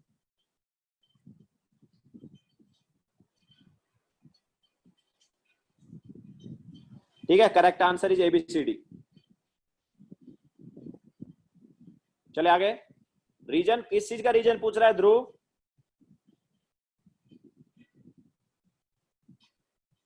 एल एंड बी है। अरे एल में हम किसी इलेक्ट्रॉन मतलब लेफ्ट टू राइट जाते हैं तो इलेक्ट्रॉन एफिनिटी बढ़ता है ना। और इसके अलावा दूसरा ये है कि बीए में हम इलेक्ट्रॉन कहां से निकाल रहे हैं? 6th पीरियड से निकाल रहे हैं। बीए में हम इलेक्ट्रॉन 6th पीरियड से निकाल रहे हैं, न्यूक्लियस से बहुत दूर है। और एल में हम इलेक्ट्रॉन 3rd पीरियड से निकाल रहे हैं, न्यूक्लियस के पास है। तो एल से निकालना डिफिकल्ट होगा ना। ठीक है, इसके अलावा डेटा से भी हमने चेक कर लिया, क्योंकि आंसर की में बीए का ज्यादा मतलब ये रॉन्ग दिया ऑप्शन, तो हमने आंसर की में भी चेक किया तो आंसर की में किसका ज्यादा आ रहा है? एल का ही ज्यादा आ रहा है। सॉरी, आंसर की नहीं, वो मतलब नेट पर चेक किया तो एल का ही ज्यादा आ रहा है। ओके, आगे चलें। एल का डेटा जब देखा तो एल के डेटा से पता चल रहा है कि उसका आयनेशन एनर्जी जो है बी ए से ज्यादा होता है। बी ऑप्शन क्या, फिर से बी ऑप्शन बताएं क्यों? बी ऑप्शन में क्या है भाई? बी ऑप्शन में क्या था? एक मिनट रुको। S2 negative. अरे बी ऑप्शन देखो क्या है कि अपने पास यहां पर देखो S2 नेगेटिव जो है उसमें 16 प्रोटॉन जो है वो 14 इलेक्ट्रॉन को अट्रैक्ट कर रहे हैं, मतलब ज्यादा अट्रैक्ट करेंगे।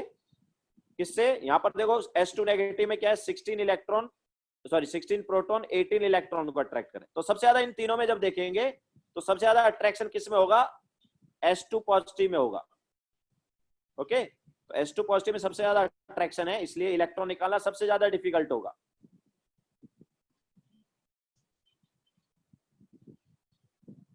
आगे चलते हैं। यस, इलेक्ट्रॉन एफिनिटी नहीं देखना था, आयनाइजेशन एनर्जी देखना है भाई। आयनाइजेशन एनर्जी का क्वेश्चन है वो।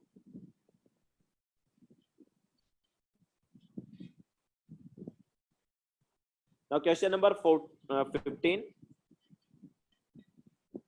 इन विच of the following compound Mn shows minimum radius? अच्छा देखो, MnO2 में Mn का +4 है, KMnO4 में Mn का +7 है, एंड MnO में Mn का +2 है। तो सबसे छोटा साइज किसका होगा? ऑब्वियसली यहां पर देखोगे तो नंबर ऑफ प्रोटॉन सब में सेम है, ठीक है, लेकिन Mn के इलेक्ट्रॉन की जब हम बात करते हैं, बी में ऑक्सीडेशन स्टेट कैसे निकाला? ऑक्सीजन का -2 होता है और K का +1 होता है, तो उससे Mn का +7 आता है। तो देखो अगर हम यहां पर साइज को कंपेयर करें तो साइज जो है वो सबसे छोटा होगा 7 पॉजिटिव वाले का, देन उससे बड़ा होगा 4 पॉजिटिव वाला, और सबसे बड़ा होगा 2 पॉजिटिव वाला। ठीक है, साइज का ऑर्डर ये रहेगा।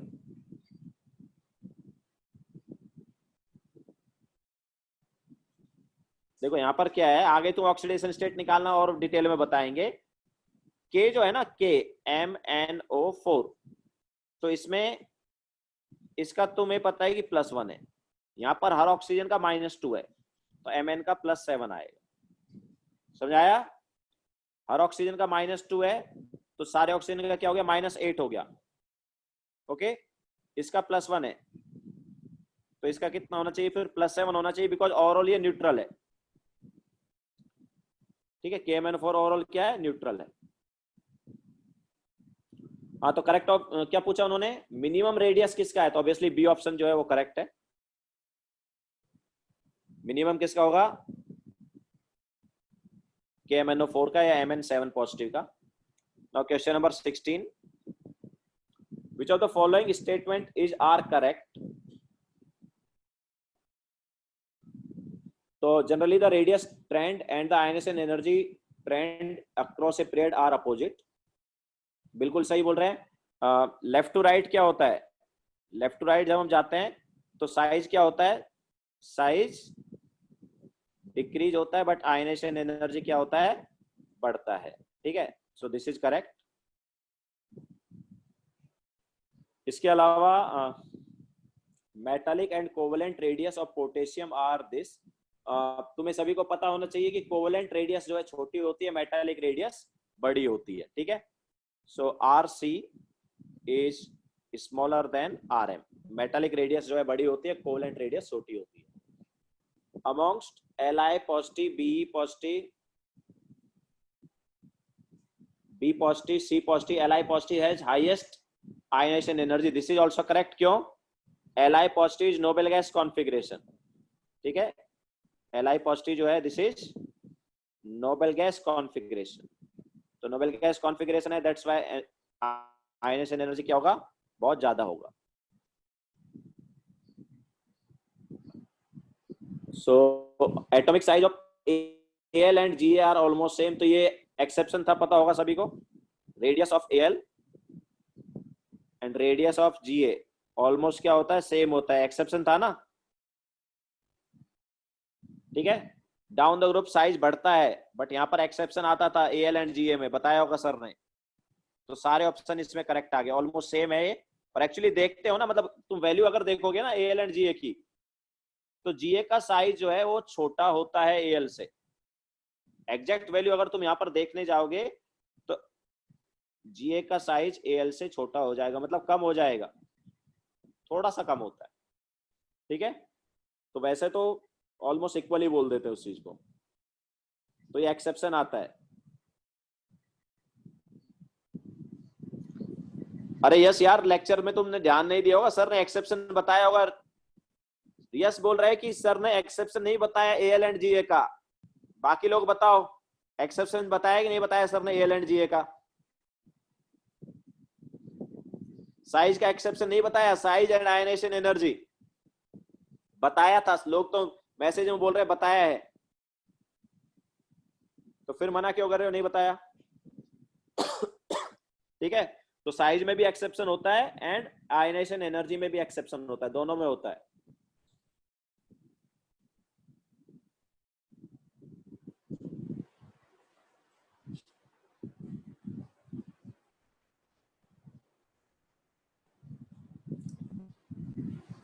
अब आगे चलते हैं. तो इसका एक्सेप्शन का रीजन क्या होता था? Al एंड Ga का एक्सेप्शन का रीजन क्या होता था? Al एंड Ga का एक्सेप्शन का रीजन होता था d ऑर्बिटल्स.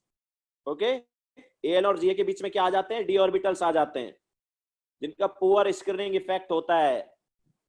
तो उसकी वजह से साइज जो है वो क्या होता था, मतलब पुअर स्क्रीनिंग इफेक्ट है तो जेड इफेक्टिव ज्यादा होगा, साइज कम हो जाता था Ga का. तो आगे चलते हैं. तो 16 में ऑब्वियसली सारे ऑप्शन करेक्ट हैं. 16 में ABCD सारे ऑप्शन करेक्ट थे, ठीक है. ध्रुव क्या पूछे जा रहे होते देर से, sir why F2O is present cause Cl2O, so why F2O? ध्रुव मुझे समझ में नहीं आ रहा क्या बोलना चाह रहे हो.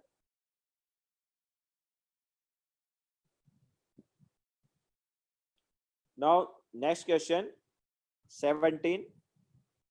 The most stable oxidation state of thallium and bismuth are. देखो Tl जो है वो लास्ट एलिमेंट है, तो यहाँ पर +3 एंड +1 है, दो ऑक्सीडेशन स्टेट है मेनली. और बिस्मथ जो है वो भी लास्ट एलिमेंट है, वहां पर +5 एंड +3 है. तो Tl+3 is less stable then Tl+1. ये पता होगा सभी को, पता है क्या? इनर्ट पेयर इफेक्ट की वजह से ये पता है सभी को, ठीक है. सिमिलरली इनर्ट पेयर इफेक्ट की वजह से Bi में +3 इज मोर स्टेबल देन +5. तो कौन सा करेक्ट ऑप्शन हुआ? सी करेक्ट ऑप्शन हो गया यहाँ पर, ठीक है. 17 में करेक्ट ऑप्शन क्या है? सी है. ऑब्वियसली रीजन यहाँ पर क्या था? Inert pair effect.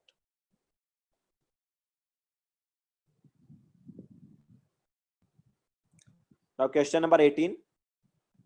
Which metal exhibit variable oxidation state? तो वेरिएबल ऑक्सीडेशन स्टेट किसके होते हैं? ट्रांजिशन एलिमेंट के होते हैं. ट्रांजिशन एलिमेंट्स जो हैं उनके वेरिएबल ऑक्सीडेशन स्टेट होते हैं.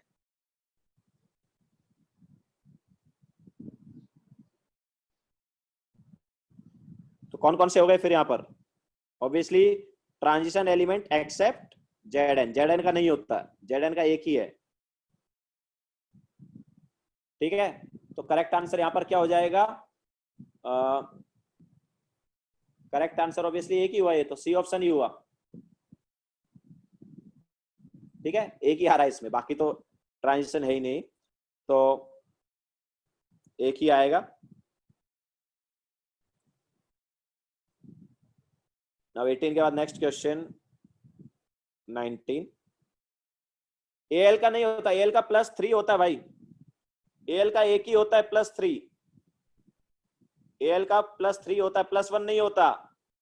+1 जो है वो जीए से स्टार्ट होता है, +1 जो है जीए IN और टीएल का होता है, एल का नहीं होता +1।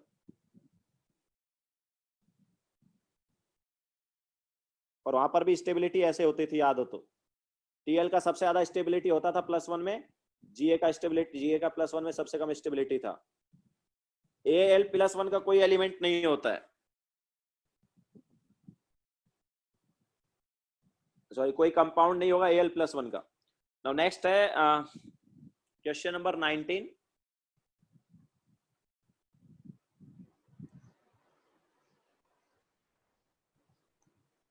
क्या बोले जा रहे हो भाई Dhruv? Sir for oxide of chlorine it is Cl2O7 but then why for fluorine it is. अरे ध्रुव, किसने बोला कि क्लोरीन का Cl2O7 ही है और कोई नहीं है? Cl2O7 के अलावा और भी होते हैं भाई, Cl2O भी होता है, ClO2 भी होता है, सब होते हैं।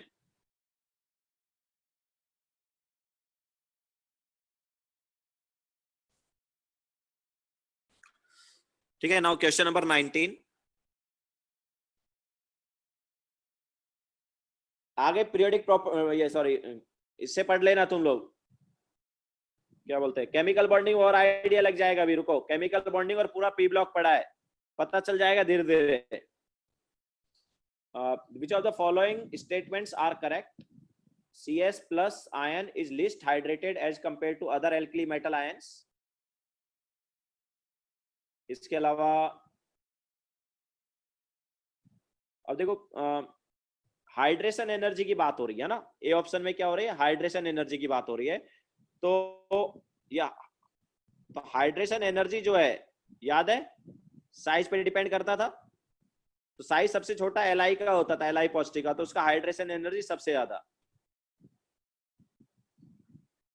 देन Na पॉजिटिव का उससे कम, देन Kb पॉजिटिव का कम, देन Rb पॉजिटिव का कम, एंड देन CS पॉजिटिव का सबसे कम होता था। याद है क्या? हाइड्रेशन एनर्जी ऐसे ही वेरी करता है। इसके अलावा among the alkali metals Li Na K Rb lithium has highest melting point. अच्छा, मेल्टिंग पॉइंट का अभी तक बताया नहीं होगा ना, मेल्टिंग पॉइंट कराया है क्या? नहीं कराया ना मेल्टिंग पॉइंट, सो ऑब्वियसली उस चीज को तुम छोड़ सकते हो। ठीक है, बाकी बाय द वे मैं बता देता हूं, क्योंकि एक ही है मेल्टिंग पॉइंट का, तो बता देता हूं। मेल्टिंग पॉइंट जो है, अच्छा FR को कंसीडर नहीं करते, FR रेडियोएक्टिव है ना, तो उसको लेते ही नहीं है। मेल्टिंग पॉइंट याद रखना, डाउन द ग्रुप डिक्रीज होता है। ठीक है, नहीं बताया तो मैं बता देता हूं, मेल्टिंग पॉइंट जो है डाउन द ग्रुप डिक्रीज होगा, क्योंकि मेटालिक बॉन्डिंग यहाँ पर वीक होती जाती है। तो किसका मेल्टिंग पॉइंट सबसे ज्यादा है? Li का, तो ऑब्वियसली बी वाला करेक्ट है।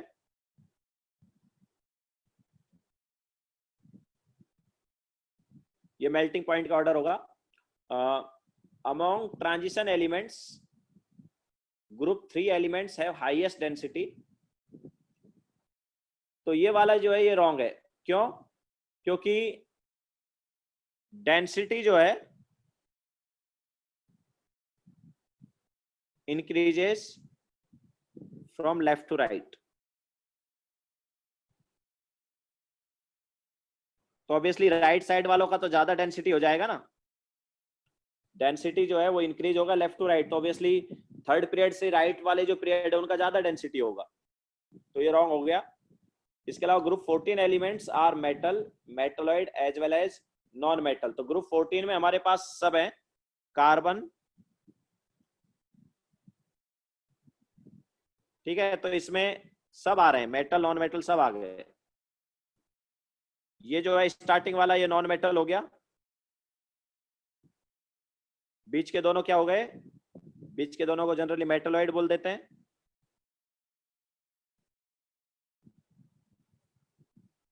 और ये बाद वाले दोनों क्या हो गए, मेटल हो गए। तो करेक्ट आंसर इसमें क्या है, सी रॉन्ग हो गया था ना, तो करेक्ट आंसर हो गया ए बी डी।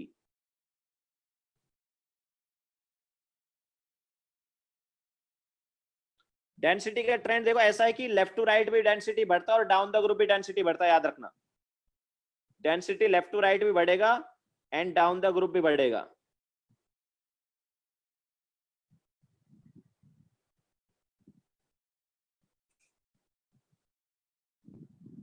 ठीक है, लेफ्ट टू राइट भी डेंसिटी बढ़ता है, डाउन द ग्रुप भी डेंसिटी बढ़ता है। What is density, it is mass by volume ना। तो लेफ्ट टू राइट मास बढ़ रहा है, वॉल्यूम कम हो रहा है, तो बढ़ना ही चाहिए। लेफ्ट टू राइट वॉल्यूम कम होता है कि नहीं होता।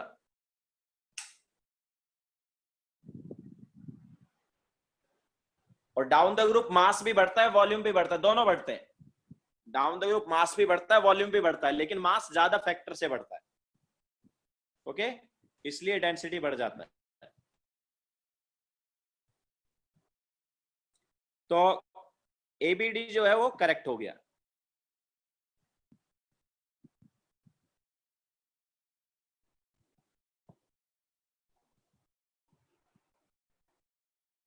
नाउ नेक्स्ट 20 पर चलते हैं।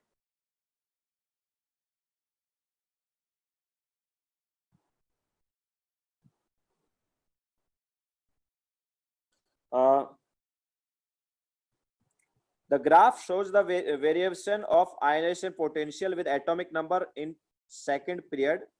Ionization potential of Na will not be. क्या बोल रहा है, एक मिनट समझ नहीं आया, फिर से देखते हैं। The graph shows the variation of ionization potential with atomic number. Okay. In second period, ionization potential of Na will not be.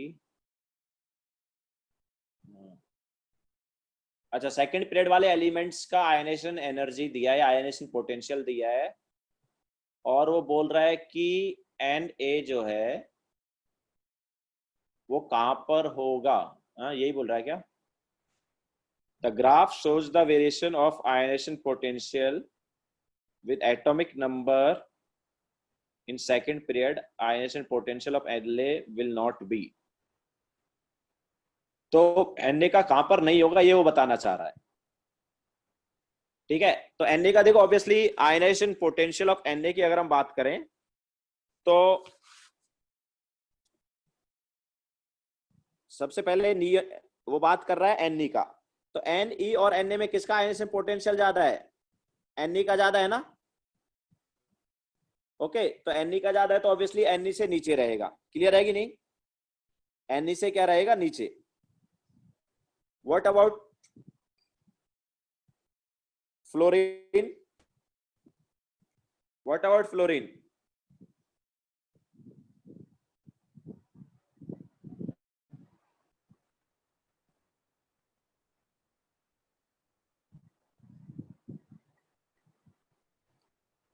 Second बोल रहा है कि below Ne but above F।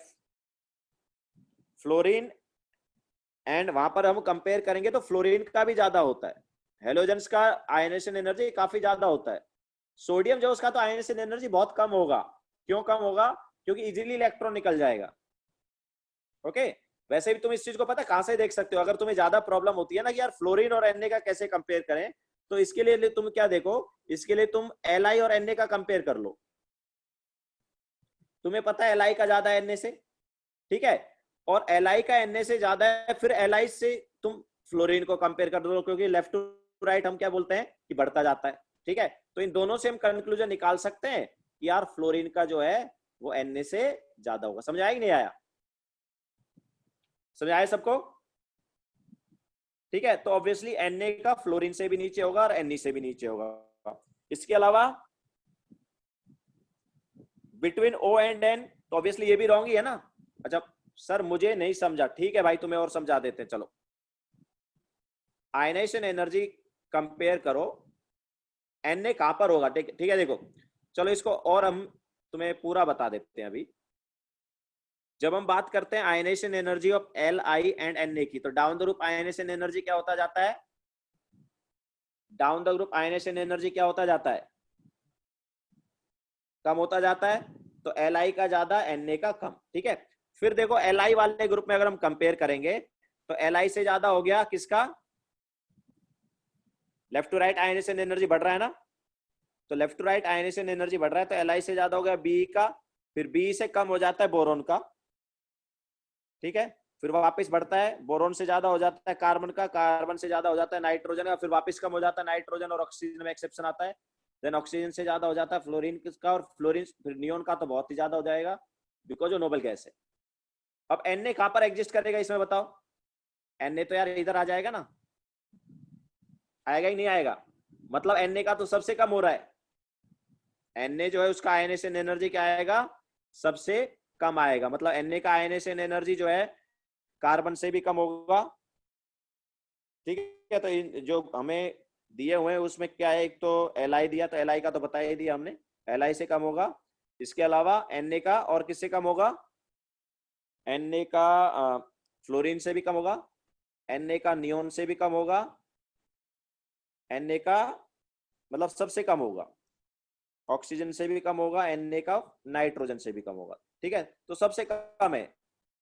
तो वो बोल रहा है कि कहां पर नहीं होना चाहिए, तो ए ऑप्शन रॉन्ग हो गया, क्यों, क्योंकि वो बोल रहा है कि नियोन के ऊपर होना चाहिए।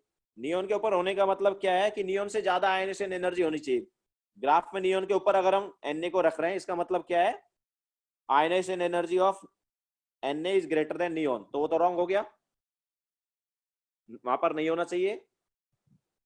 इसके अलावा below N E but above F, तो एन ई के नीचे वो बोल रहा है, लेकिन फ्लोरीन के ऊपर, मतलब एन ई और एफ के बीच में, तो वो भी रॉन्ग है, ठीक है, एन ई और एफ के बीच में भी नहीं होना चाहिए।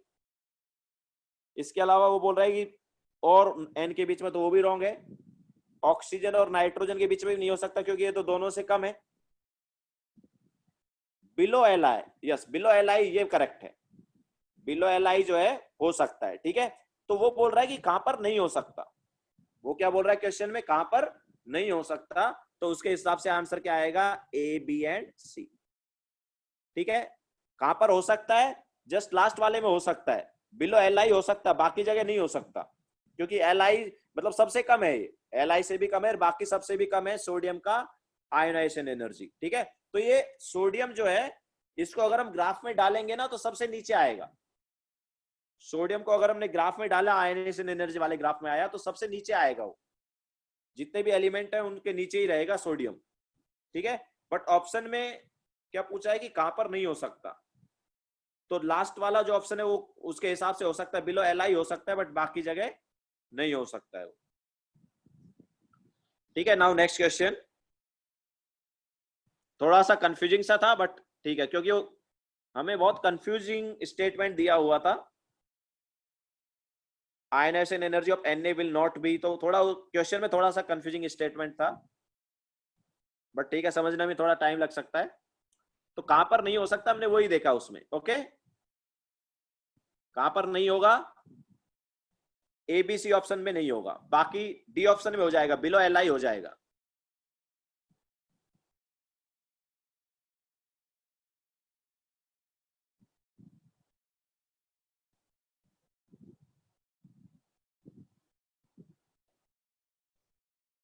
निसिम बी एंड एल आई का इक्वल आयनेशन पोटेंशियल है, ये किसने बोला, हम जस्ट बोल रहे हैं कि एल आई से ज्यादा है बी का, फिर बी से कम होगा बोरोन का, समझाया, यहां पर एक्सेप्शन आ गया ना, एल आई से ज्यादा आ गया बी का, लेकिन बी और बोरोन में एक्सेप्शन आ जाता, लेफ्ट टू राइट बढ़ना चाहिए बट एक्सेप्शन आ गया, तो वापस बोरोन में क्या हो गया, कम हो गया, ओके। तो वही उन्होंने ग्राफ में भी वही चीज दिखाई है,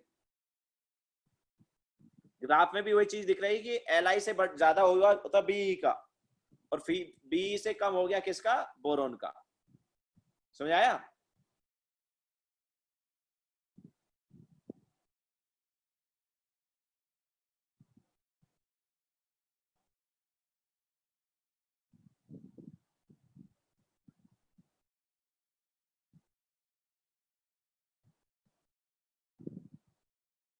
अगर तुम वैल्यू की बात करोगे ना, मतलब तो बोरॉन जो है ना, बोरॉन का Li से ज्यादा होता है, ठीक है, मतलब बी से कम हो गया बट Li से फिर भी ज्यादा ही हो। ओके, तो अगर वो ग्राफ में तुम देखोगे तो मतलब ग्राफ में क्या होना चाहिए, बोरॉन ऊपर होना चाहिए Li से। तुम बोल रहे हो ना सेम सेम उसमें है, सेम नहीं है वो, एक्चुअली ग्राफ ऐसे बना हुआ है बट बोरॉन ऊपर है, ठीक है। मतलब यहां पर अगर तुम देखोगे तो इसको ऐसे भी लिख सकते हो,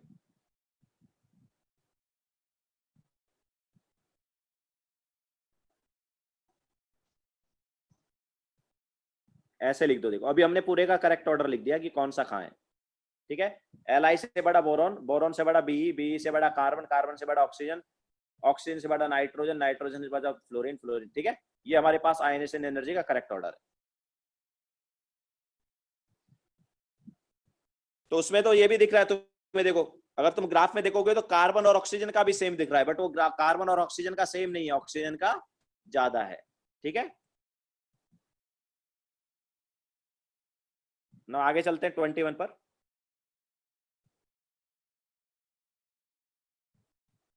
the decreasing order of ionic mobility of the following ions is, तो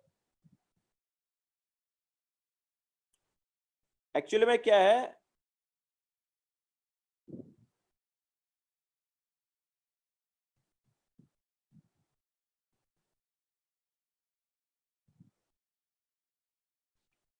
ट्वेंटी वन में थोड़ा सा प्रॉब्लम ये है कि हमें बताया आयनिक मोबिलिटी मतलब स्पीड, आयनिक मोबिलिटी जो है स्पीड बताया होगा ना, हाइड्रेशन एनर्जी में बताया है।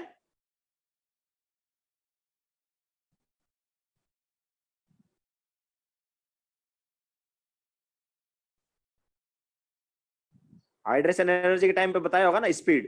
तो आयनिक मोबिलिटी जो है वो साइज पे डिपेंड करता है। जितना बड़ा देखो आ, मतलब आयनिक मोबिलिटी मतलब speed of ion, okay. Ionic mobility का एक्चुअली मीनिंग क्या, एक तरह से स्पीड ऑफ आयन है।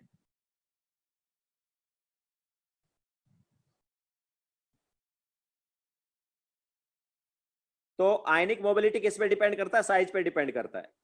देखो एक मोटा बंदा है, एक पतला बंदा है, तो कौन सा फास्ट दौड़ेगा, मोटा या पतला?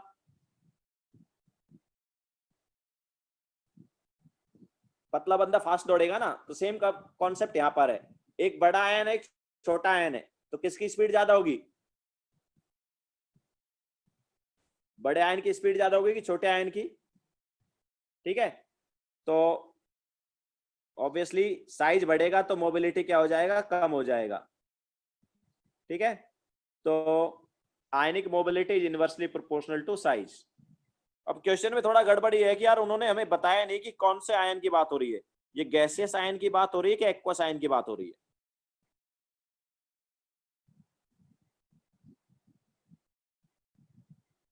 यहाँ पर प्रॉब्लम वही है कि आयन कौन सा है, गैसियस है या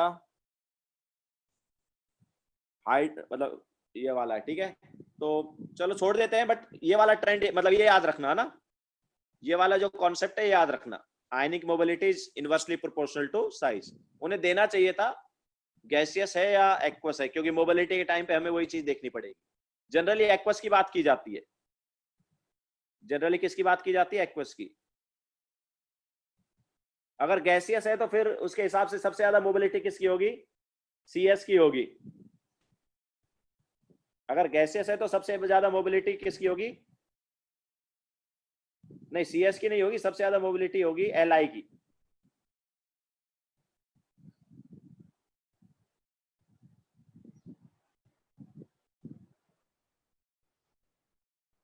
ठीक है, तो Li वाला तो कोई कॉन्सेप्ट है ही नहीं, सबसे छोटा आयन Li है ना गैसेस में, तो Li का सबसे ज्यादा है, तो ऑब्वियसली ये गैसियस का नहीं, फिर हाइट इसका होगा, एक्वस का होगा ये, ठीक है। छोड़ दो चलो, ये याद मतलब इसको छोड़ ही दो क्वेश्चन को, क्योंकि वो दिया नहीं है उन्होंने। तो ये चीज याद रखना, ionic mobility is inversely proportional to size, ठीक है। अगर मैं तुम्हें एक्वस का एग्जांपल लूं तो देखो क्या है, Li पॉजिटिव, जस्ट एग्जांपल से बता देते हैं। Li पॉजिटिव एक्वस, साइज की बात कर रहे हैं हम, ठीक है। साइज किसका ज्यादा होता था? Li positive aqueous, Na positive aqueous, K positive aqueous, Rb positive aqueous and CS positive aqueous. इन सब में अगर देखोगे तो साइज किसका ज्यादा है? Li पॉजिटिव एक्वस का ज्यादा है। क्यों? क्योंकि हाइड्रेशन उसका सबसे ज्यादा हो रहा है। ओके, तो मोबिलिटी जो है वो किसकी ज्यादा होगी बताओ? जो सबसे छोटा आयन है, जो सबसे छोटा आयन है, तो सबसे छोटा आयन कौन सा? CS। तो मोबिलिटी जो है हमारे पास उल्टा हो जाएगा।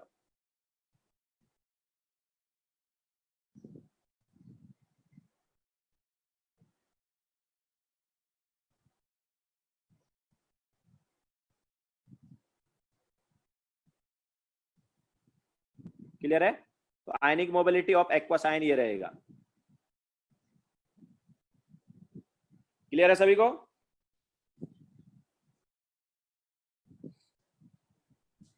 तो आंसर की में ए दिया है, तो ए तो यार एक तो पता ही नहीं हमें कि यार कौन सा है। अगर एक्वस आयन है तो ये ऑर्डर होना चाहिए। ये ऑर्डर कौन सा है? ये ऑर्डर है डी ऑर्डर है ना। ये ऑर्डर डी हुआ। नहीं, गैसेस का भी वो नहीं है एक्चुअली। गैसेस के केस में इसका उल्टा हो जाएगा। देना चाहिए था उन्हें फिर भी।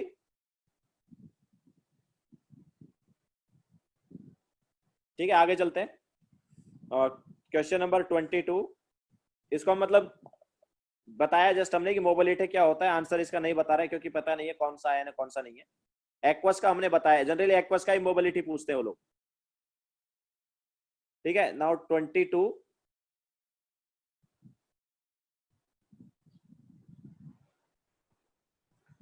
गैसियस में सबसे छोटा साइज किसका है? सबसे छोटा साइज गैसियस में Li का होता है। ओके, तो उसका मोबिलिटी सबसे ज्यादा होना चाहिए। तो एक भी ऑप्शन में Li नहीं दिया है वैसे। चलो फटाफट करते, कोई बोल रहा है तुम्हारा सेशन भी है। तो 22 में क्या? Stability of ions of Pb, Sn and Ge। तो इनर्ट पेयर इफेक्ट यूज कर लो। तो इनर्ट पेयर इफेक्ट को यूज करके हम यहां से देख सकते हैं।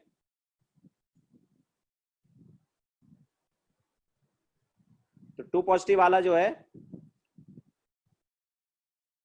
Ge2 पॉजिटिव से ज्यादा स्टेबल होगा, Sn2 पॉजिटिव, Sn2 पॉजिटिव से ज्यादा स्टेबल होगा Pb2 पॉजिटिव। ठीक है, इसके अलावा 4 पॉजिटिव में उल्टा हो जाएगा।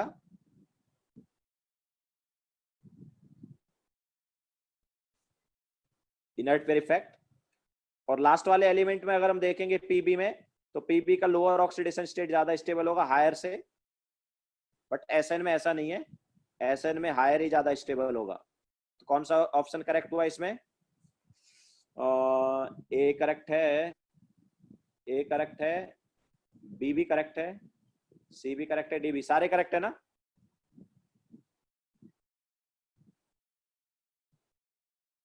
नहीं समझा रहे? इनर्ट पेयर इफेक्ट में बताया होगा ना ये। इनर्ट पेयर इफेक्ट में नहीं बताया? Down the group lower oxidation state का स्टेबिलिटी क्या होता है? बढ़ता है। तो ये कौन सा ग्रुप है? ये कार्बन वाला ग्रुप है। कार्बन वाले ग्रुप में लोअर ऑक्सीडेशन स्टेट +2 है, तो उसका स्टेबिलिटी बढ़ रहा है। ये देखो बढ़ा। और हायर ऑक्सीडेशन स्टेट का स्टेबिलिटी कम होता है। ये देखो कम हो गया। इसके अलावा जो सबसे लास्ट एलिमेंट है, जो सबसे लास्ट एलिमेंट है उसमें लोअर ऑक्सीडेशन स्टेट ज्यादा स्टेबल होता है। तो +2 इज मोर स्टेबल देन +4। बाकी में +4 ज्यादा स्टेबल होता है। हो गया बस। जस्ट लास्ट एलिमेंट में लोअर ऑक्सीडेशन स्टेट हायर से ज्यादा स्टेबल है, बाकी सब में हायर ज्यादा स्टेबल रहेगा। ठीक है, ऑलमोस्ट इक्वल है, बट जब कंपेयर करेंगे तो +2 ज्यादा है। सॉरी, जब कंपेयर करेंगे तो +4 ज्यादा है। Sn एंड Sn4 पॉजिटिव में दोनों एग्जिस्ट करते हैं, दोनों काफी स्टेबल होते हैं, बट जब कंपेयर ही करने लगेंगे तो +4 ज्यादा स्टेबल रहेगा।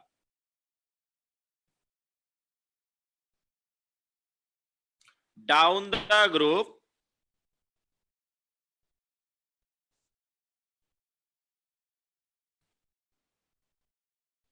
stability of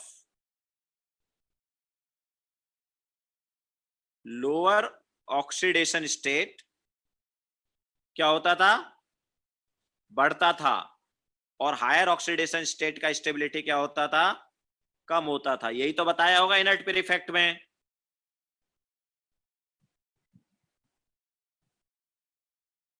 ठीक है, तो वही कॉन्सेप्ट हमने यहां पर यूज किया है। कार्बन वाले ग्रुप में दो ऑक्सीडेशन स्टेट होते हैं, एक +2 और एक +4। ठीक है, आगे चले। Pb+4 एग्जिस्ट करता है बट लेस स्टेबल होता है Pb+2 से।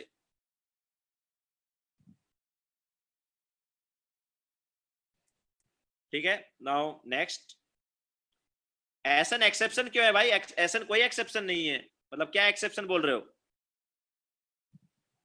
डी ऑप्शन क्यों करेक्ट है? अरे डी ऑप्शन करेक्ट है ना यार, लास्ट एलिमेंट है PB, PB is last element, और लास्ट एलिमेंट जो है ग्रुप का उसमें लोअर ऑक्सीडेशन स्टेट ज्यादा स्टेबल है, तो एबीसीडी चारों करेक्ट है ना। सी ऑप्शन, अरे उस लास्ट वाले एलिमेंट के अलावा बाकी सब में हायर ऑक्सीडेशन स्टेट ज्यादा स्टेबल है, तो ये भी करेक्ट है। पीबी से ऊपर आता है एसएन, तो उसमें हायर ऑक्सीडेशन स्टेट ज्यादा स्टेबल है, SN+4।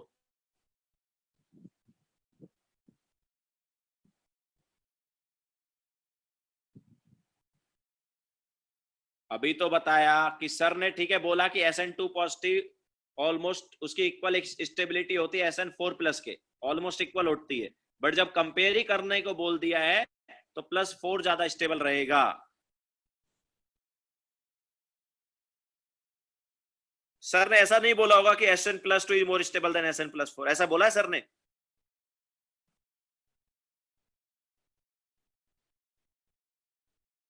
+2 का ज्यादा स्टेबिलिटी बताया सर ने? नहीं तो मुझे नहीं लगता सर ने ऐसा बताया होगा। +4 जो है वो SN का ज्यादा स्टेबल होता है +2 से, दोनों का ऑलमोस्ट सेम स्टेबिलिटी होता है, बट जब कंपेयर करेंगे तो +4 का ज्यादा रहेगा।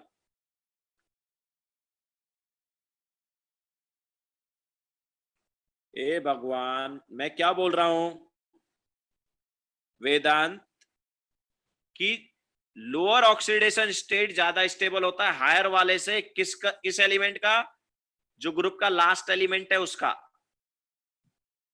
और लास्ट एलिमेंट क्या है? Last element is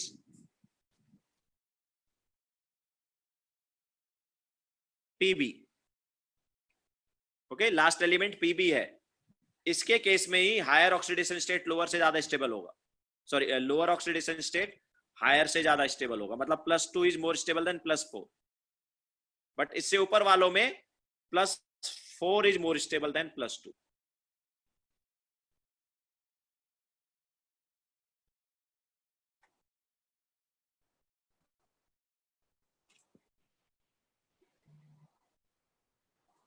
Now 23, select the correct statement among the following।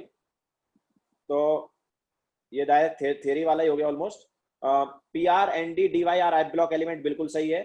Electronic configuration of copper is this and chromium is this, ये तो रॉन्ग हो गया। बी वाला तो रॉन्ग है ना 23 में, क्योंकि ये नहीं होता, एक्सेप्शन है ना। ठीक है, तो ए करेक्ट है, बी रॉन्ग हो गया।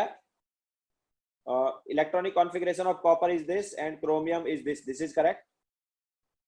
And SiGeAsR metalloid, this is also correct. तो ACD करेक्ट आंसर है। ठीक है, तो 23 में ACD करेक्ट है। नाउ 24 से 26, single bonded radius of an element X is 150, assuming that difference between radius of different magnitude is 50 picometer among the following is। okay, so covalent radius क्या होगा? तो 50-50 का डिफरेंस है भाई, तो देखो सबसे छोटा कौन होता है?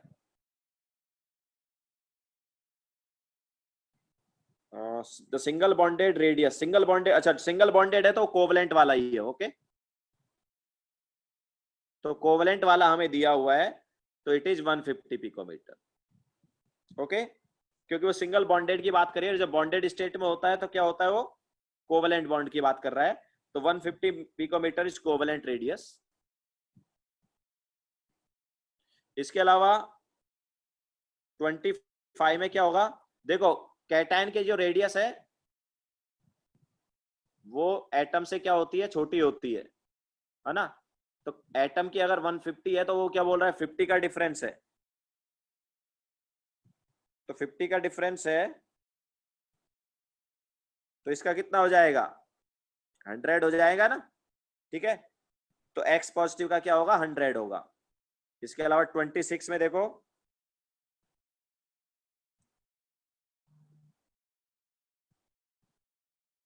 Ionic radius of x negative, x negative, अब देखो एनआयन है तो एनआयन का रेडियस क्या होता है, एटम से बड़ा होता है।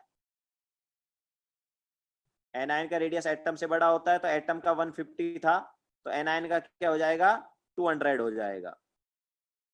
हम 50 का डिफरेंस क्यों ले रहे हैं, क्योंकि क्वेश्चन में दिया हुआ है कि डिफरेंट रेडियस के बीच में 50 का डिफरेंस है।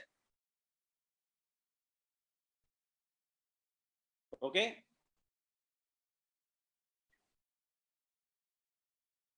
चले आगे, क्लियर है ना सबको?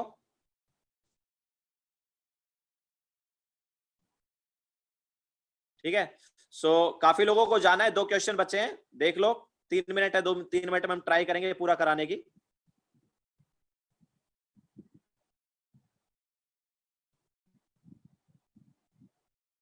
23 में आंसर की मैं एबीडी दिया, एबीसी दिया, तो एबीडी दिया रॉन्ग दिया, ऑब्वियसली बी की जगह सी आएगा। और फटाक से 27 भी करा देते हैं, कुछ लोगों को जाना है तो जा सकते हैं, 27 और 28 भी करा देते हैं, देन खत्म कर देंगे। तो 27 में क्या है, the second ionisation potential of an element is 280 kilo calorie per mole, then the correct equation that represent the ionisation potential.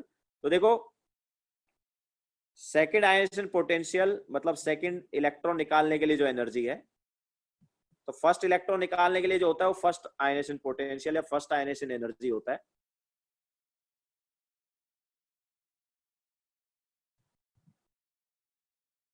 तो इसका डेल्टा एच जो है वो है अपने पास ionisation energy 1, this is ionization energy 1। और सेकंड इलेक्ट्रॉन जब निकालेंगे तो उसके लिए आएगा आयनाइजेशन एनर्जी 2।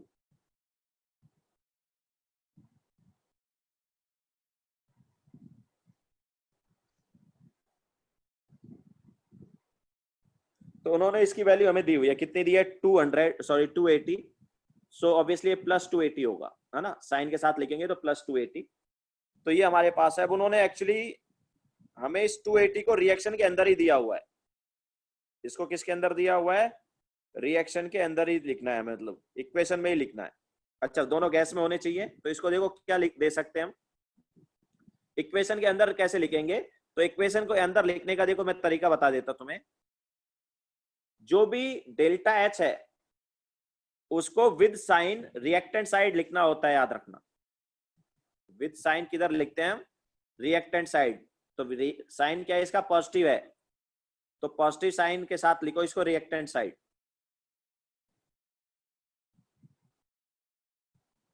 अच्छा, अब हमें किसी भी ऑप्शन में प्रोडक्ट सॉरी रिएक्टेंट साइड तो दिया ही नहीं है, हमें प्रोडक्ट साइड दिया है। तो अब इसको जब तुम प्रोडक्ट साइड लेके जाओगे तो क्या हो जाएगा, प्रोडक्ट साइड माइनस लिखोगे, रिएक्टेंट साइड प्लस है तो प्रोडक्ट साइड इसको क्या लिखा जाएगा, माइनस लिखा जाएगा। ये तुम थर्मोकेमिस्ट्री में पढ़ोगे डिटेल में, इस चीज को थर्मोकेमिस्ट्री जो है उसमें पढ़ोगे। ठीक है, सो जो भी डेल्टा एच है उसको विद साइन हम रिएक्टेंट साइड लिख सकते हैं, विद साइन किधर लिख सकते हैं, रिएक्टेंट साइड। ठीक है, तो प्लस 280 को हमने रिएक्टेंट साइड लिखा, नाउ प्लस को माइनस कर देंगे अगर हम प्रोडक्ट साइड लिखेंगे तो। And last option, sorry last question लेते हैं अभी 28, देन उसके बाद छोड़ देंगे क्योंकि काफी लोगों का 6 बजे कुछ था भी। तो बी ऑप्शन ही करेक्ट हुआ ना यार, बी ऑप्शन ही तो करेक्ट है ना, 27 में बी तो मैच कर रहा है, कौन सा ऑप्शन मैच कर रहा है? बी तो कर रहा है ना इसके साथ।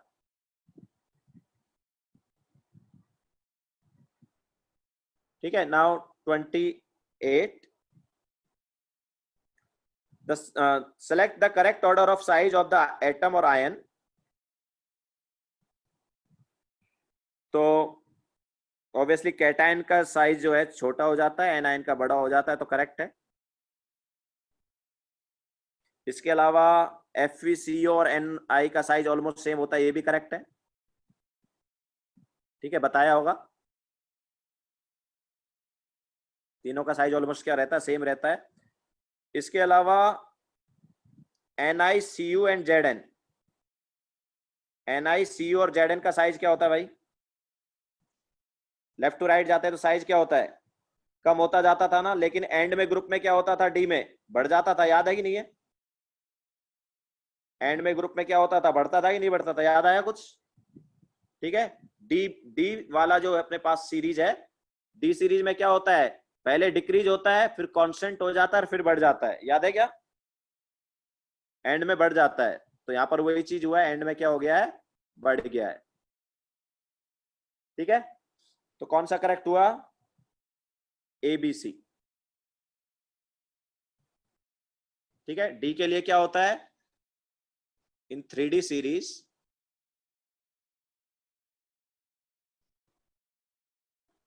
Size first decreases, then remains constant, and at end increases।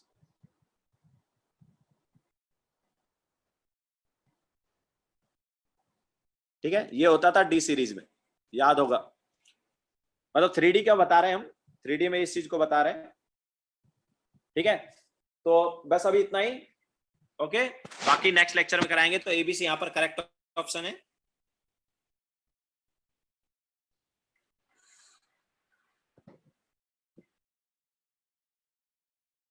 Sorry, CO N, हाँ उसका हमने ग्रेटर डाल दिया गलती से, ग्रेटर नहीं, इक्वल है वो।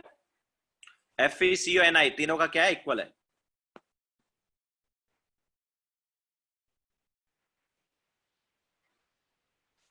ठीक है, चलो सेंटर की बात नहीं करते हैं